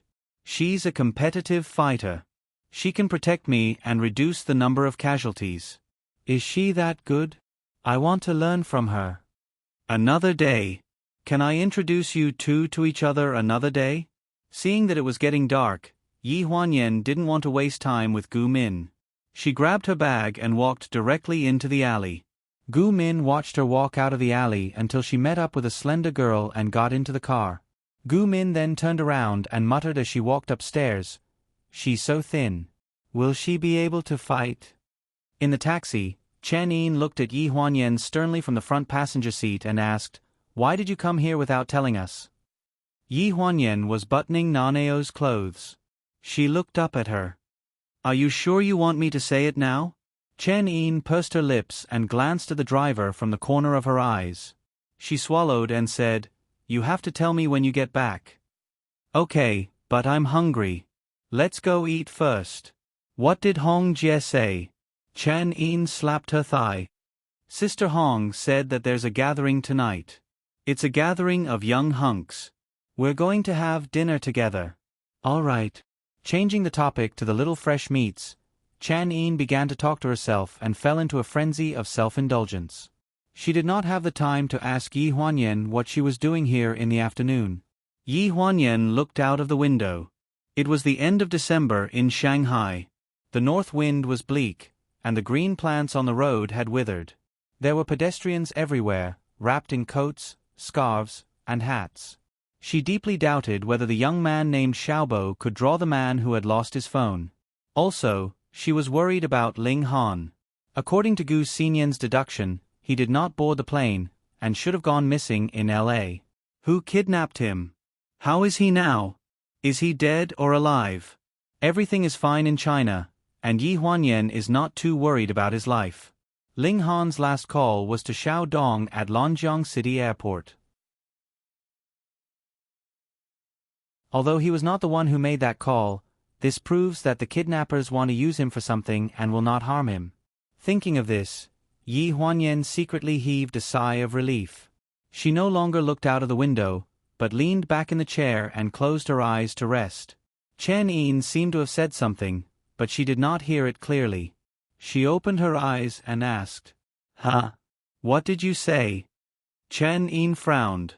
"Sister Yan Yan, why do I feel that you are hiding something from me?" Yi Huanyan paused for a second. "Why do you ask?" "You've been absent-minded for the past 2 days." Chen Yin imitated Yi Huanyan and sighed. Then she blinked and said, "Haven't you noticed it yourself? From the moment I picked you up at the airport, to your second and third sister's banquet, and on the flight from Lonjiang to Shanghai, you kept sighing." Yi Huanyan frowned. "Is it so obvious?" "It's quite obvious." Naneo yawned beside her. "I feel that there is no need to hide it from Auntie Xiaowu and the rest." Chen Yin nodded. "That's right. Tell us what's wrong. We can come up with a plan to help you." After saying that, she suddenly froze and glared at Now. "Do you know something? Why didn't you say so earlier?"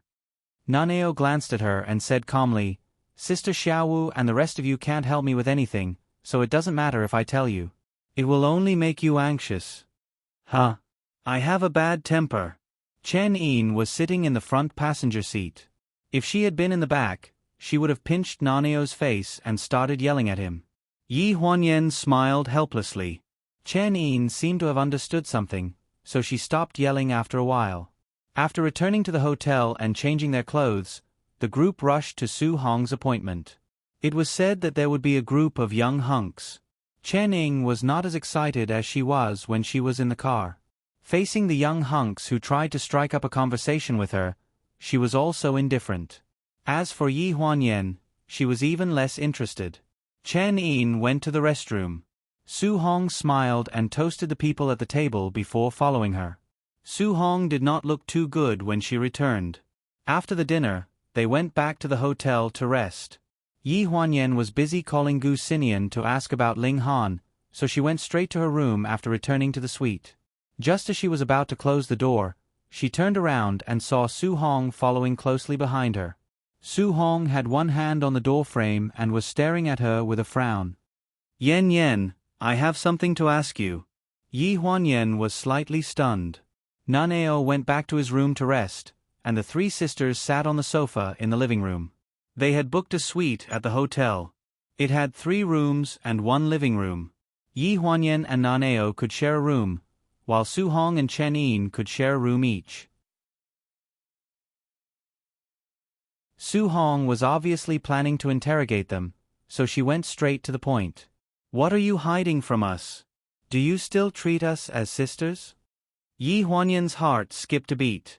She instinctively looked at Chen Yin. Chen Yin looked resentful. That, Sister Yen Yen, I didn't mean to say it, but you don't look so good. You can hide it from me for a day or two, but can you hide it from third sister? Yi Huanyan, do you see us as your sisters or not? Su Hong was angry and said angrily, good sisters should go through thick and thin together, right? Back when we were in prison, we had an agreement. After we got out, we helped each other a lot. You helped me a lot in my bar, and you also contributed a lot in Big Sister's company. Why are you still hiding something now that you have something? Yi Huanyan was embarrassed by her continuous rebuke. She held her hands and said hesitantly, it's mainly because no one can help me with this. It's quite complicated. I don't even know what to do. Hearing this, Su Hong rolled up her sleeves and slammed the table. Your third sister is no longer the same as before. How big of a problem can there be? Tell me, I'll help you even if I have to stake everything I have. Yi Huanyan looked embarrassed. This has nothing to do with your wealth. Su Hong's entire wealth was not worth the renovation of the Four Seasons Villa's pier. Tell me, how will I know if you don't tell me? Yi Huanyan sighed helplessly. Ling Han is missing. He might have been kidnapped, but I don't know where he is right now. I also don't know who kidnapped him.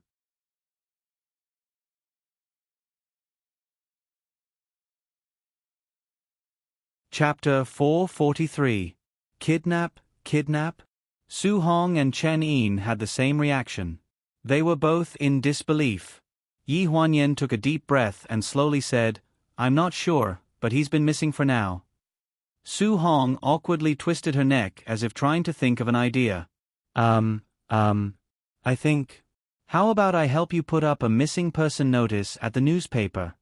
Yi Huanyan forced a smile. No need. We can't alert the enemy now. They want us to maintain the status quo, so I think it's best not to act rashly. Right. We can't act rashly. What if they kill the hostage in a moment of desperation? Chen Yin chimed in. To be honest, the two of them were indeed powerless when it came to Yi Huanyan's problem. So?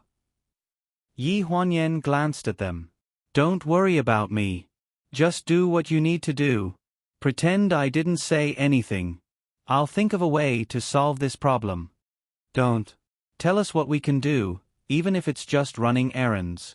I already know about this, so how can I pretend I don't know? Su Hong was anxious. Yi Huanyan didn't know whether to laugh or cry. Third sister, you're making things difficult for me. She even forced others to find something for her to do. Seriously, me too. Chening was just a lackey. She kept chiming in and agreeing with her. Yi Huanyan was helpless. After pondering for a long time at the door, she really did come up with a solution. The next day, Su Hong went to pick up Gu Min in Yi Huanyan's apartment and picked up the painting while she was at it. Meanwhile, Chen Yin took Naneo and followed Yi Huanyan to the suburbs of Shanghai to look for Qiao Mu. Yi Huanyan was holding the history of the Pleasure Group, as well as the records that Qiao Mu made when she was still at Pleasure 6 years ago. These records were clearly incomplete in the end, so she still had some questions to ask him. Ever since Remaining Life wrapped up filming, Shang Enren announced his retirement from the film industry and moved out of Lanjiang City with Qiao Mu. They found a house on the outskirts of Shanghai and lived in seclusion. Of course, he did not tell Yi Huanyan the address, but it was not difficult for her to find this place. Chen Yin held Naneo's hand and skipped behind them. The scenery in the suburbs of Shanghai was quite good. There were mountains and rivers. When Yi Huanyan found the place where Qiao Mu and Shang Anren lived, it was already noon. Waves of smoke and the aroma of food drifted out from a 2-story villa near the lake. Shang Anren sat on a chair at the door with the dog in his arms and basked in the sun. He wore a pair of sunglasses and held a sun umbrella over his head. He looked comfortable. A deep voice came from the room. Anran, it's time for lunch. Coming, Shang Anren put down the dog and saw Yi Huanyan and Chen Yin as soon as she stood up, as well as Naneo, whom she had seen many times. Why are you here? Shang Anren took off her sunglasses and looked at Yi Huanyan and company in surprise. Naneo made a face at Shang Anren. We came to find Uncle Chiao Mu for something. Bad auntie, are you going to stop us? Yi Huanyan quickly glared at Naneo. Don't be rude, Naneo. Naneo stuck out his tongue. Shang Anren did not seem to mind and even smiled. Rare guest. My place has always been deserted. Other than the people I see in the city every week when I go out to buy things, I basically don't interact with anyone all year round. Come in and sit. Shang Anren, who was married, put away his fierce aura, and his dressing style was more and more inclined to a comfortable rural style. The color was light, and it was all cotton and linen. Old Chow, add 2 more dishes. We have guests. Shang Anren shouted in the direction of the kitchen as soon as she entered the room. Chiao Mu stuck her head out in confusion and also showed the same surprised expression when she saw Yi Huanyan. Chen Ying was the most impolite person. She directly complained that she was hungry as soon as she entered the room. She pulled now to the table and started sweeping away the leftover clouds in one breath. When Chiao Mu finally brought the final batch of sweet and sour pork ribs to the table, she was already rubbing her belly and lamenting repeatedly, I can't eat anymore, I can't eat anymore. Why didn't you say you were going to make pork ribs earlier? I ate less of that steamed pork powder just now. Yi Huanyan rolled her eyes at her. Even food can't seal your mouth. Go play on the side. She came to find Chiao Mu for business. Just as Chiao Mu sat down, Shang Anren put down her chopsticks and said with a faint smile, You guys chat first. I'll go brew a pot of tea for you guys. It's fine, just sit down. You can also listen to what I want to ask. Yi Huanyan thought she wanted to avoid arousing suspicion. I know, but I don't have any interest in those things right now, so, you guys chat. If there's anything I can help with, just tell me. Looking at Shang Anren's back, Yi Huanyan could not help but sigh with emotion. Chiao Mu, I actually think you're quite blessed even though you've waited for so many years. Yes, I'm very satisfied. Chiao Mu smiled. That's right, you came all the way here for something important, right? Hearing this, Yi Huanyan withdrew the smile on her face, and her expression dimmed.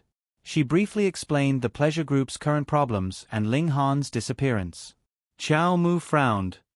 Director Ling went missing? What happened? It's a long story. I keep feeling that this matter is related to the recent personnel changes in Pleasure Group's board of directors. I heard that Umbo and his son's status on the board of directors suddenly rose recently, and several projects that Ling Han previously rejected were brought up and approved by the board of directors after he went missing. There's something wrong with that pair of father and son to begin with. Chiao Mu's words confirmed Yi Huanyan's earlier conjecture. What happened? You saw the stock investigation report I wrote before, right? I brought it. That report wasn't actually completed. It was a confidential file that Director Ling commissioned me to start investigating before he took over as director. I started investigating not long after I graduated and entered the company with Director Ling. I unexpectedly discovered that the people who secretly bought the scattered shares on the board of directors all had contact with Umbo and his son. Huanyan asked in confusion, but didn't those scattered shares end up in Chao Mingxing's hands in the end? What's up with that Chao Mingxing? You should still remember that the board of directors voted to elect a successor to the director 8 years ago, right? Chiao Mu reminded. At that time, Chao Mingsheng was still on the board of directors. His crucial vote was originally planned to be cast for Umbo, but the night before, someone broke his leg while he was drinking at a bar and sent him to the hospital. He didn't have time to participate in the board of directors meeting, so his voting rights were exercised by his wife on his behalf. Crucial vote. Yi Huanyan was confused. Chiao Mu explained. Before that, Chao Mingsheng had already convinced more than half of the shareholders to vote for Umbo under his leadership. However, he just didn't come that day, and his wife voted for Director Ling. That portion of shareholders who were originally uncertain of their intentions naturally changed sides at the last minute. In that kind of situation where they didn't have an overwhelming victory, the one family's father and son didn't dare to risk exposing themselves. If they lost, they would suffer a crushing defeat, so they all voted for Director Ling.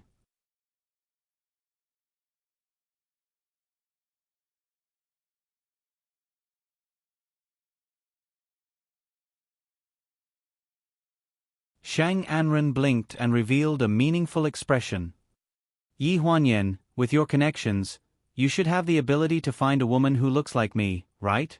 What's wrong? If you find someone who looks like me, she will definitely attract his attention and won't be guarded against by him like I am. Yi Huanyan was startled when she heard this. Good idea. It was already dark when they returned to the hotel from the suburbs. Yi Huanyan was exhausted after driving for 2 hours. She had been thinking about how to find a woman who looked like Shang Anren. She also had to be smart and bold. She swiped the room card to open the door and saw 3 people sitting on the sofa. Su Hong, Gu Min, and Xiaobo. Why did you bring him back? Yi Huanyan looked surprised. Don't mention it. If we didn't bring him back, he would have been beaten to death, and we wouldn't have been able to see Su Hong's face was filled with righteous indignation. Isn't the quality of the people in Shanghai the second best in the country, second only to the capital? This is the first time I've seen people rob their neighbors in an alley. Is there no law? Yi Huanyan was confused and looked at Gu Min. What? What happened to you guys? Gu Min scratched her head. She seemed to be at a loss about the young master she had brought back. After a long explanation, Yi Huanyan finally understood. Su Hong had just been there today and was about to leave with Gu Min with the painting when she saw a group of people carrying bags rush into the top floor of Xiaobo's house. They took everything they saw, and even the tables and chairs were taken away. The scene was so spectacular that Su Hong thought they were moving. However, Xiaobo was trembling slightly. When he saw the Sebastian figurine fall to the ground, he finally roared and rushed up to fight with the men. Su Hong and Gu Min came back to their senses. One called the police, and the other went up to fight. Later, the police didn't even come. They said that there was a lunatic living in the apartment and that they would send him to the mental hospital if he called again. Damn it. Su Hong crossed her arms. Don't you think it's infuriating? They bullied Xiaobo and went to his place to take his things every few days. No wonder. Yi Huanyan sighed in her heart. No wonder when she went there yesterday, she saw that the furniture was brand new. She didn't know how often this kid had to change the furniture. Why didn't you move away from there? Yi Huanyan asked. I did. Xiaobo lowered his head. Both of his nostrils were stuffed with paper balls and blood seeped out of the corners. He looked like a homeless person. They took all the things my parents left for me in the house. That's why I moved to the apartment. After chatting for a while, everyone realized that he wouldn't talk anymore no matter what they asked. Gu Min accompanied him to the room to rest. Su Hong sighed. I think this kid might be a little autistic. After living alone in that dilapidated apartment for so long, there was bound to be some sort of mental or psychological problem.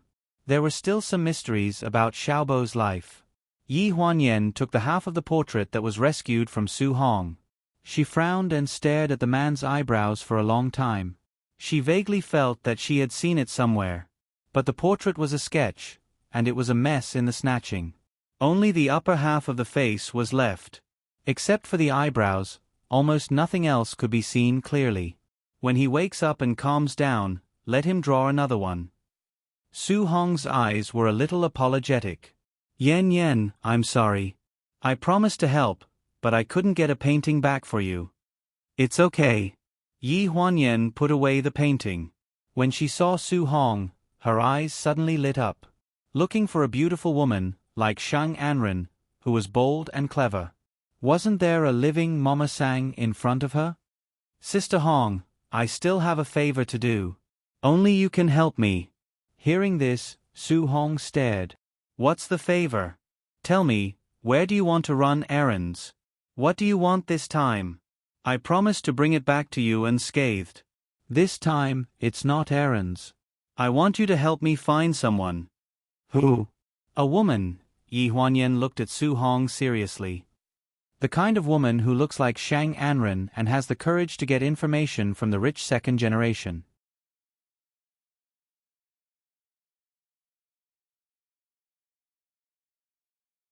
Chapter 445. Before Su Hong went to prison, she was one of the best prostitutes in the underground sex trade in Lanjiang City. The reason for her imprisonment was not because of her crackdown on pornography and illegal activities, but because her insensible servant girl got addicted to drugs, which caused her old nest to be destroyed. Later, she went to prison. If you want other girls, I don't have them, but I have a lot of pretty and clever girls here. Not just pretty, but looking like Shang Anren. Yi Huanyan corrected. Not to mention Shang Anren, even if you want to look like Jia Bingbing, I have here. With that said, Su Hong led Yi Huanyan into the private club's elevator, and the corners of her mouth curled up with a hint of thought-provoking ridicule. We should have made this sister wait for us long enough. A trace of doubt appeared between Yi Huanyan's brows. Second sister, this place doesn't look like. The place Su Hong took her to was a private high-class club in Shanghai, with a membership system. If one was not a person of status, no matter how much money they had, they could not enter. She hasn't been in this line of work for a long time. Su Hong took over the words with a calm expression. In this line of work, you are lucky to meet someone who is dead set on you and is willing to let you be the first wife. I don't know what kind of luck you have in this life. Yi Huanyan was slightly stunned. Su Hong's tone seemed to hide a bit of envy, but more than that, she was unwilling to accept it. When Yi Huanyan saw Lan Yin for the first time, she was really surprised. She and Shang Anren looked 70% alike, and the remaining 30% was the difference in temperament. Shang Anren was a movie queen-level veteran in the entertainment industry, and the aura in her bones was fierce, while Lan Yin in front of her was coquettish. From the way she poured tea to the way she frowned and smiled, they were all coquettish and soft. Such a woman could be called a stunner. Sister Hong is here, sit down, sit down. As soon as she entered the room, Lan Yin stood up. When she saw Su Hong, she seemed a little uneasy. This was completely different from her sky-blue Chong Sam, which was obviously the work of a master, and the snow fox fur waistcoat on the back of the chair. This humble appearance made Yi Huanyan think that Su Hong was still a mother, and Lan Yin was a young lady under her command. Don't bother. Su Hong casually hung the coat on her wrist on the back of the chair and pulled Yi Huanyan to sit opposite her. Her tone was cold and distant. I'm not here to chat. I just want to ask you to do me a favor. After you help me with this, we won't owe each other anything. Sister Hong. Lan Yin's face slightly froze, and her expression became more cautious. She carefully said, The thing you said, you know that I'm married now, and my child is 2 years old. I can't do this kind of thing. Please don't make it difficult for me. Yi Huanyan was stunned. She didn't know that Lan Yin, who was introduced by Su Hong, was already married and had a child. Wasn't this forcing a good girl to become a prostitute? She was about to speak, but Su Hong pressed her knee under the table. Really? Married? And have a child? You don't have to remind me of this. 8 years ago, if it weren't for the incident at the venue, everyone would have been separated. Plus, the few sisters who went in with me are tight-lipped. Who would have been able to protect you for the rest of your life as a rich lady? Su Hong's voice grew colder and colder. Actually, I already feel that you've done enough to meet me. After all, in the eyes of people like you, me and those old Su sisters are just a stain on your history. Naturally, you should get as far away as possible. I definitely didn't mean that, Sister Hong. Lan Yin hurriedly interrupted. Sister Hong, I know that it was you and those sisters' kindness that saved me and the child in my belly. I can be where I am today all because of your help.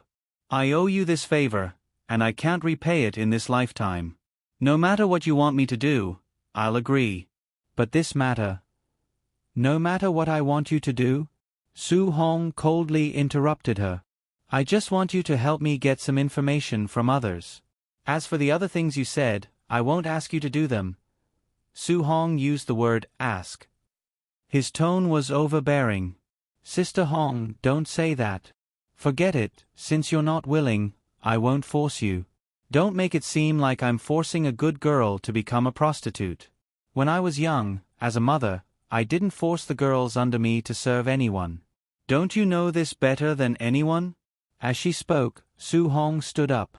Sister Hong, that's not what I meant. Lon Yin's face was full of panic. She hurriedly said, I promise you. Su Hong's expression softened a little. Isn't that too much of a stretch? Lon Yin gritted her teeth. It's just information. It's not a big deal. As long as you don't tell my husband and son, I'll tell them that I'm going on a vacation for a while. Thank you very much. Su Hong still did not show any joy. She said seriously, after this, we don't owe each other anything. Lon Yin bit her lip. No, Sister Hong, don't say that. I still owe you a lot. If you need anything in the future, you can look for me. My son and my life are yours. Yi Huanyan hurriedly tried to smooth things over. All right. Sister Hong has just arrived in Shanghai. She mentioned to me that you were her best friend in the past. It's rare for sisters to gather together. Let's have a good meal together. Don't mention the sad past. Su Hong did not reveal much about Lan Yin to Yi Huanyan, but Yi Huanyan vaguely felt that this Lan Yin probably had something to do with Su Hong's imprisonment. Back then, when Su Hong confessed the reason for her imprisonment in prison number 4, she said very little. She looked a little sad, as if she was disappointed instead of regretful and painful. When Su Hong nodded and sat down, Lan Yin heaved a sigh of relief and sat down with her. After sitting down, she eagerly introduced the dishes to them. Yi Huanyan was worried about Ling Han, so she ate without tasting the food. Lan Yin also ate very little. She kept talking to Su Hong, but Su Hong always ignored her.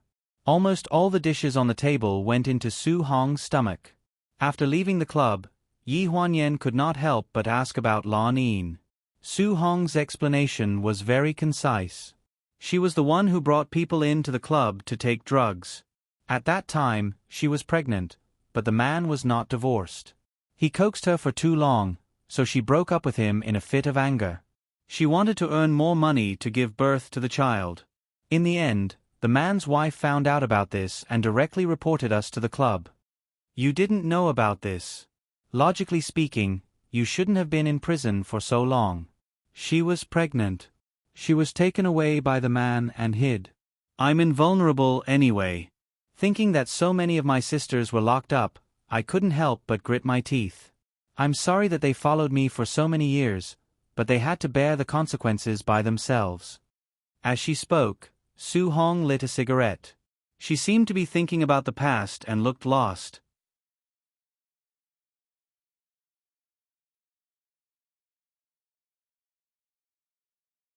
Chapter 446. There were too many things that needed to be thoroughly investigated. Yi Huanyan couldn't leave the country, so the matter of going to the Tahiti resort to look for Wen Siyuan was taken over by Su Hong. She was prepared to take Lan Yin straight to Tahiti. Yi Huanyan was worried that the two women wouldn't be safe there, so she asked Chen Yin to go with them. Chen Yin was very close to Lan Yin. Probably because they had the same name, she kept saying that they might have been sisters in their previous lives. When they arrived at the airport, Su Hong, Chen Yin, and Lan Yin went straight to Tahiti. Yi Huanyan, Gu Min, and Naneo were waiting at the airport to return to Lanjiang. Are you sure he wants to go with us? In the airport lobby, Yi Huanyan looked back at the young man who had been standing beside Gu Min without saying a word. Gu Min scratched her head, her slender fingers sticking into her long hair. I think so. The portrait hasn't been drawn yet. Don't we have to bring him along? The question is, does he want to go? The young man, who had been silent and didn't respond, suddenly nodded. Yi Huanyan's eyes froze, and her gaze deepened. The question is, does he have an ID card? As soon as she finished speaking, the young man reached out with a white ID in his palm. Yi Huanyan didn't reach out to take it. She hugged her arm and suddenly asked in a cold voice, Song Xiaobo, right? Let me ask you, do you really have autism? The young man's expression froze, and he shrank behind Gu Min. Gu Min coughed and stood in front of him. Second miss, don't scare him. We just drew half of his face yesterday. If you scare him again, he won't be able to draw anything. Wouldn't it be a waste of time? That's right, that's right. Mommy, let Brother Xiaobo come with us. Ever since Nanao met Song Xiaobo, he had completely betrayed him.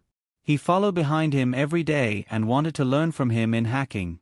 The night before, the two of them directly hacked the hotel security system, and the entire hotel entered a state of alert. When they left today, the entire building's security looked listless. Yi Huanyan didn't really intend to make things difficult for Song Xiaobo. She just felt that this kid was hiding something. She looked meaningfully at Gu Min and said lightly, "Send your brother the ID card. Tell him to buy a plane ticket for Song Xiaobo in 5 minutes." "Oh, okay." Gu Min still looked confused. She did whatever she was told to do. She took the ID card from Song Xiaobo, then lowered her head and hurriedly sent a text message to Gu Qi. When she took the ID card from Song Xiaobo, Yi Huanyan noticed that Song Xiaobo's dull and pale face had a hint of red. Was that the reason? Yi Huanyan's eyes showed a hint of a smile, and her original worry lessened a lot. If that was the reason, then there was nothing to worry about. "Second miss, my brother said that the plane tickets have been booked." Gu Min raised her head and looked at Yi Huanyan seriously. "Let's go and check in." Four Seasons Villa. Gu Hang sat on the sofa in the living room and drank tea. Wan Yi had just thrown a tantrum, and now she had gone to the shooting range to vent her anger. In the end, it was because of Yi Huanyan and Ling Han. "Dad, Yan Yan already knows about Ling Han's disappearance. We can't hide it from her." Gu Heng sighed. "That girl still doesn't know what she's going to do. Gu Min is following him." Gu Xinian sat opposite Gu Heng and put down his teacup. She said that she cut in from inside the pleasure group and is investigating two directors who don't get along with Ling Han. The directors of the pleasure group. Gu Min shook her head. They don't have the ability to reach into Los Angeles. Gu Xinian's expression was indifferent. Let her investigate if she wants to. Perhaps it has something to do with this matter. There's still no news from Los Angeles. The people investigating in secret have already turned the underground place upside down in the past 2 days, but they haven't found any clues. Really? Gu Heng frowned. But don't worry. Since the other party spent so much effort to hide Ling Han, I'm afraid there's a plan behind it. He's not in great danger now. Gu Xinian touched his chin thoughtfully. I'll go to Los Angeles tomorrow. Maybe there'll be some clues at the pier. Okay. Coming out of the East Court, Gu Xinian was a little absent-minded. According to the manpower and material resources of the Gu family in Los Angeles, they had been investigating for nearly a week. There should be some clues. If they couldn't find anything, then there was only one possibility. Ling Han didn't go missing in Los Angeles at all. Thinking of this, he suddenly connected something in his mind. He took out his phone and made a call. "Dana, half a month ago, you told me about the abandoned fishing boat stranded on the beach at the West Gate. How did you deal with it?" The West Gate of the Four Seasons Villa was a vast beach. It had been developed and was very muddy. It wasn't suitable for sightseeing, so there was no pier at the West Gate. Only the West Gate's gatekeeper, Dana, was arranged to check the security of the beach regularly. Just half a month ago, a medium-sized fishing boat ran aground on Westgate Beach. It was dark and windy. Gu Xinian turned on his portable flashlight and walked along the path to the West Gate. Dana said that the fishing boat suddenly disappeared a week ago. The day it disappeared was the day Ling Han left the Four Seasons Villa. The West Gate was the most desolate location in the entire Four Seasons Villa. Dana was a native of the island, and she was even older than Gu Hang. She had a head of silver hair, and she was trembling as she walked. Gu Lu had tried to persuade her several times to move into the villa, but she was unwilling. In Gu Lu's words, Dana was an old lady with a strange temper. After Gu Hang bought the Four Seasons Villa, the people who originally lived on the island basically worked in the Four Seasons Villa, helping to watch the door. Their lives were the same as before. When he arrived at the west gate's small wooden house, Gu Sinian originally planned to knock on the door, but after hesitating for a while, he decided not to disturb the old lady's rest. He walked along the beach with his flashlight. After walking along the beach for a while, the flashlight shone on a bush. Someone had stepped on it, and there was almost a path. Gu Sinian frowned. Judging from the slope, Dana wouldn't come here when she was patrolling. What were the footprints here? He climbed up the hill and shone the flashlight along the footprints. He vaguely saw that under the bush, there was an iron door that led to the underground. Gu Sinian looked around. After confirming that there was no one on the beach, he raised his hand and pushed the door. With a creak, the rust fell to the ground. A door was half opened, and a ray of light shone through. He frowned, touched his waist, and felt the pistol that he always carried. The Four Seasons Villa was where he grew up, and he had never heard of such a place. There was actually someone here? A faint light came from the depths of the passage. It was a long corridor that seemed to have no end. The sound of water dripping could be heard, as if it was just behind the wall.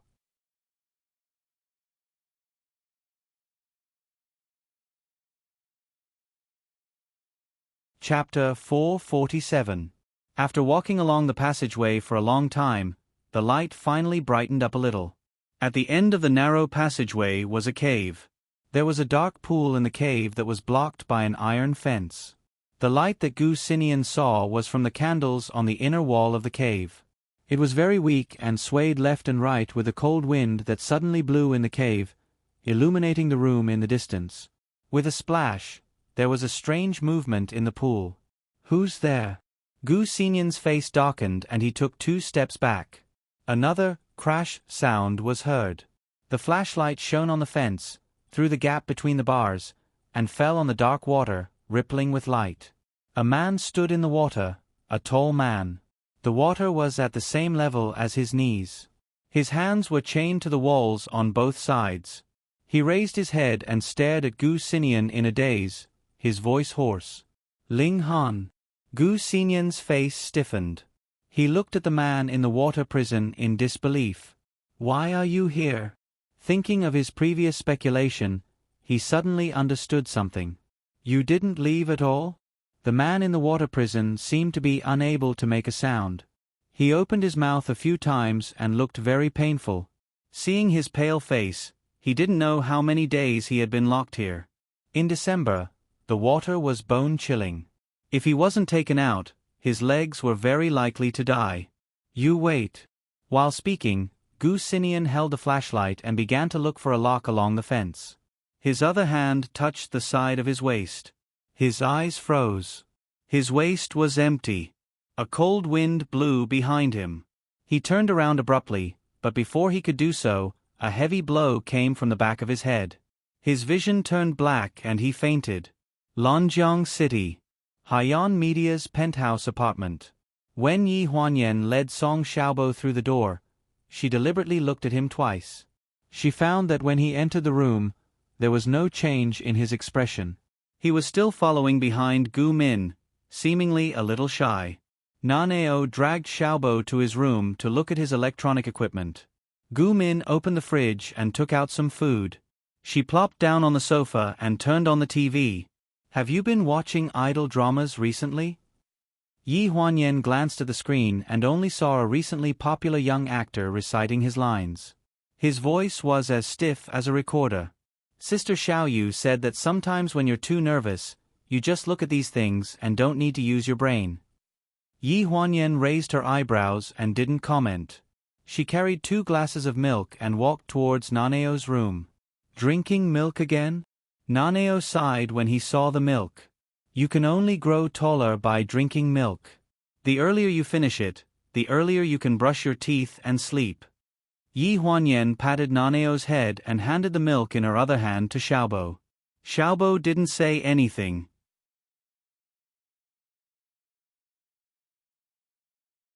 He took the milk and drank it like drinking wine. I'm not going to sleep. It's still early. I want to talk to Brother Xiaobo. We'll talk when you wake up tomorrow. Yi Huanyan directly interrupted Naneo. And I have something to talk to your brother Xiaobo. It was about the portrait. Naneo drank the milk and went out to call Gu Min to take him to the bathroom to take a shower. Only Yi Huanyan and Song Xiaobo were left in the children's room, staring at each other. Gu Min isn't here. You don't have to pretend anymore. Tell me, why are you following us? There's no purpose. His voice was very calm.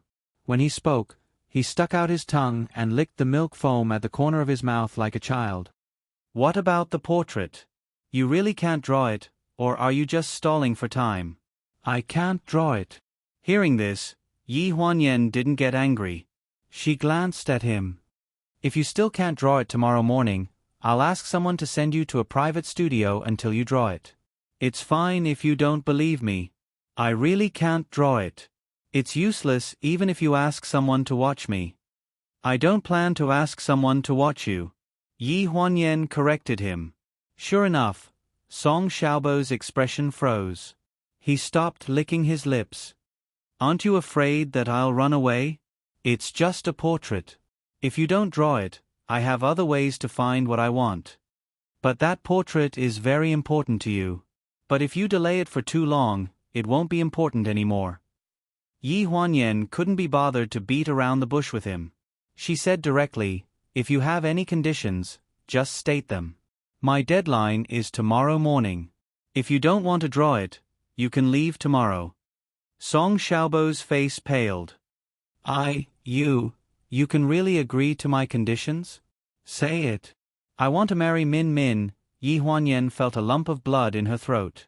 She couldn't spit it out or swallow it down. She knew that this rascal had bad intentions towards Gu Min, but she didn't expect that he would dare to say this after only knowing her for 2 days. I can't help you with this. Yi Huanyan waved her hand. Her mouth twitched as she looked at his baby face that was revealed after the bruise disappeared. Her face was full of doubt.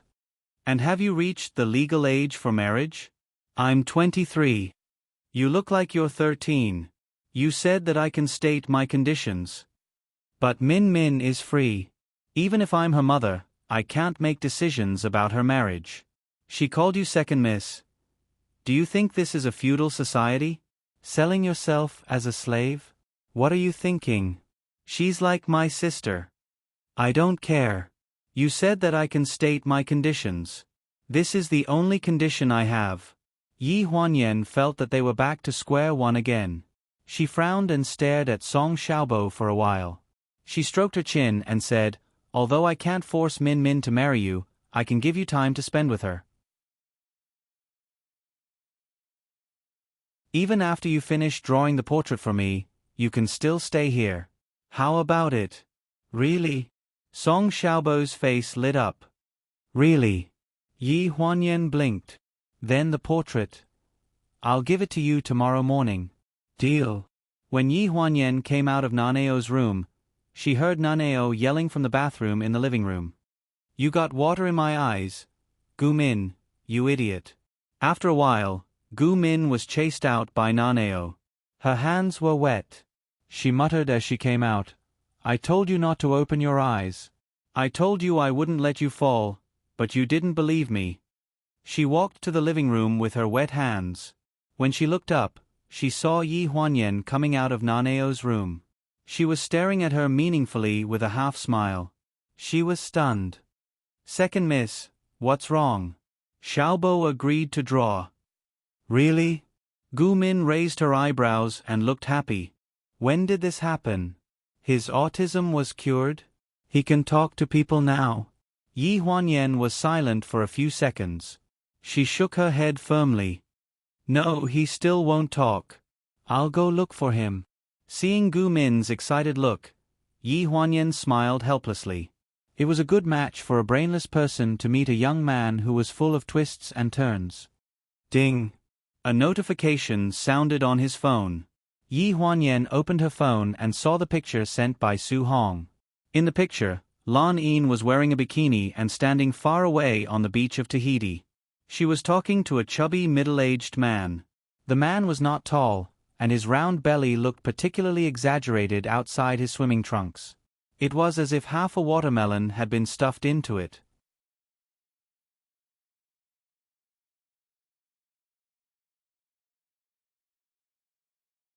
Chapter 448. We've just entered the enemy's camp. If nothing goes wrong, we'll win tonight. Su Hong's message was as mysterious as an underground gang. Yi Huanyan couldn't help but smile. She typed a line of words on the keyboard. Then I'll wait for your triumphant return. Okay. Gu Xinian was awakened by a bone-piercing chill from his leg. When he opened his eyes, his calf was almost numb.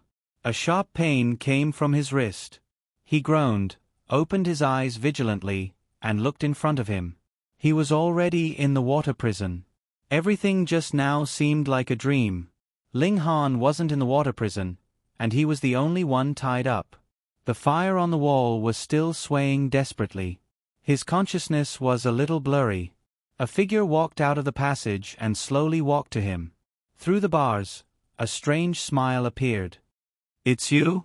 Gu Xinian's face was dark, and his eyes were full of coldness. The next morning, Gu Min knocked on Yi Huanyan's door.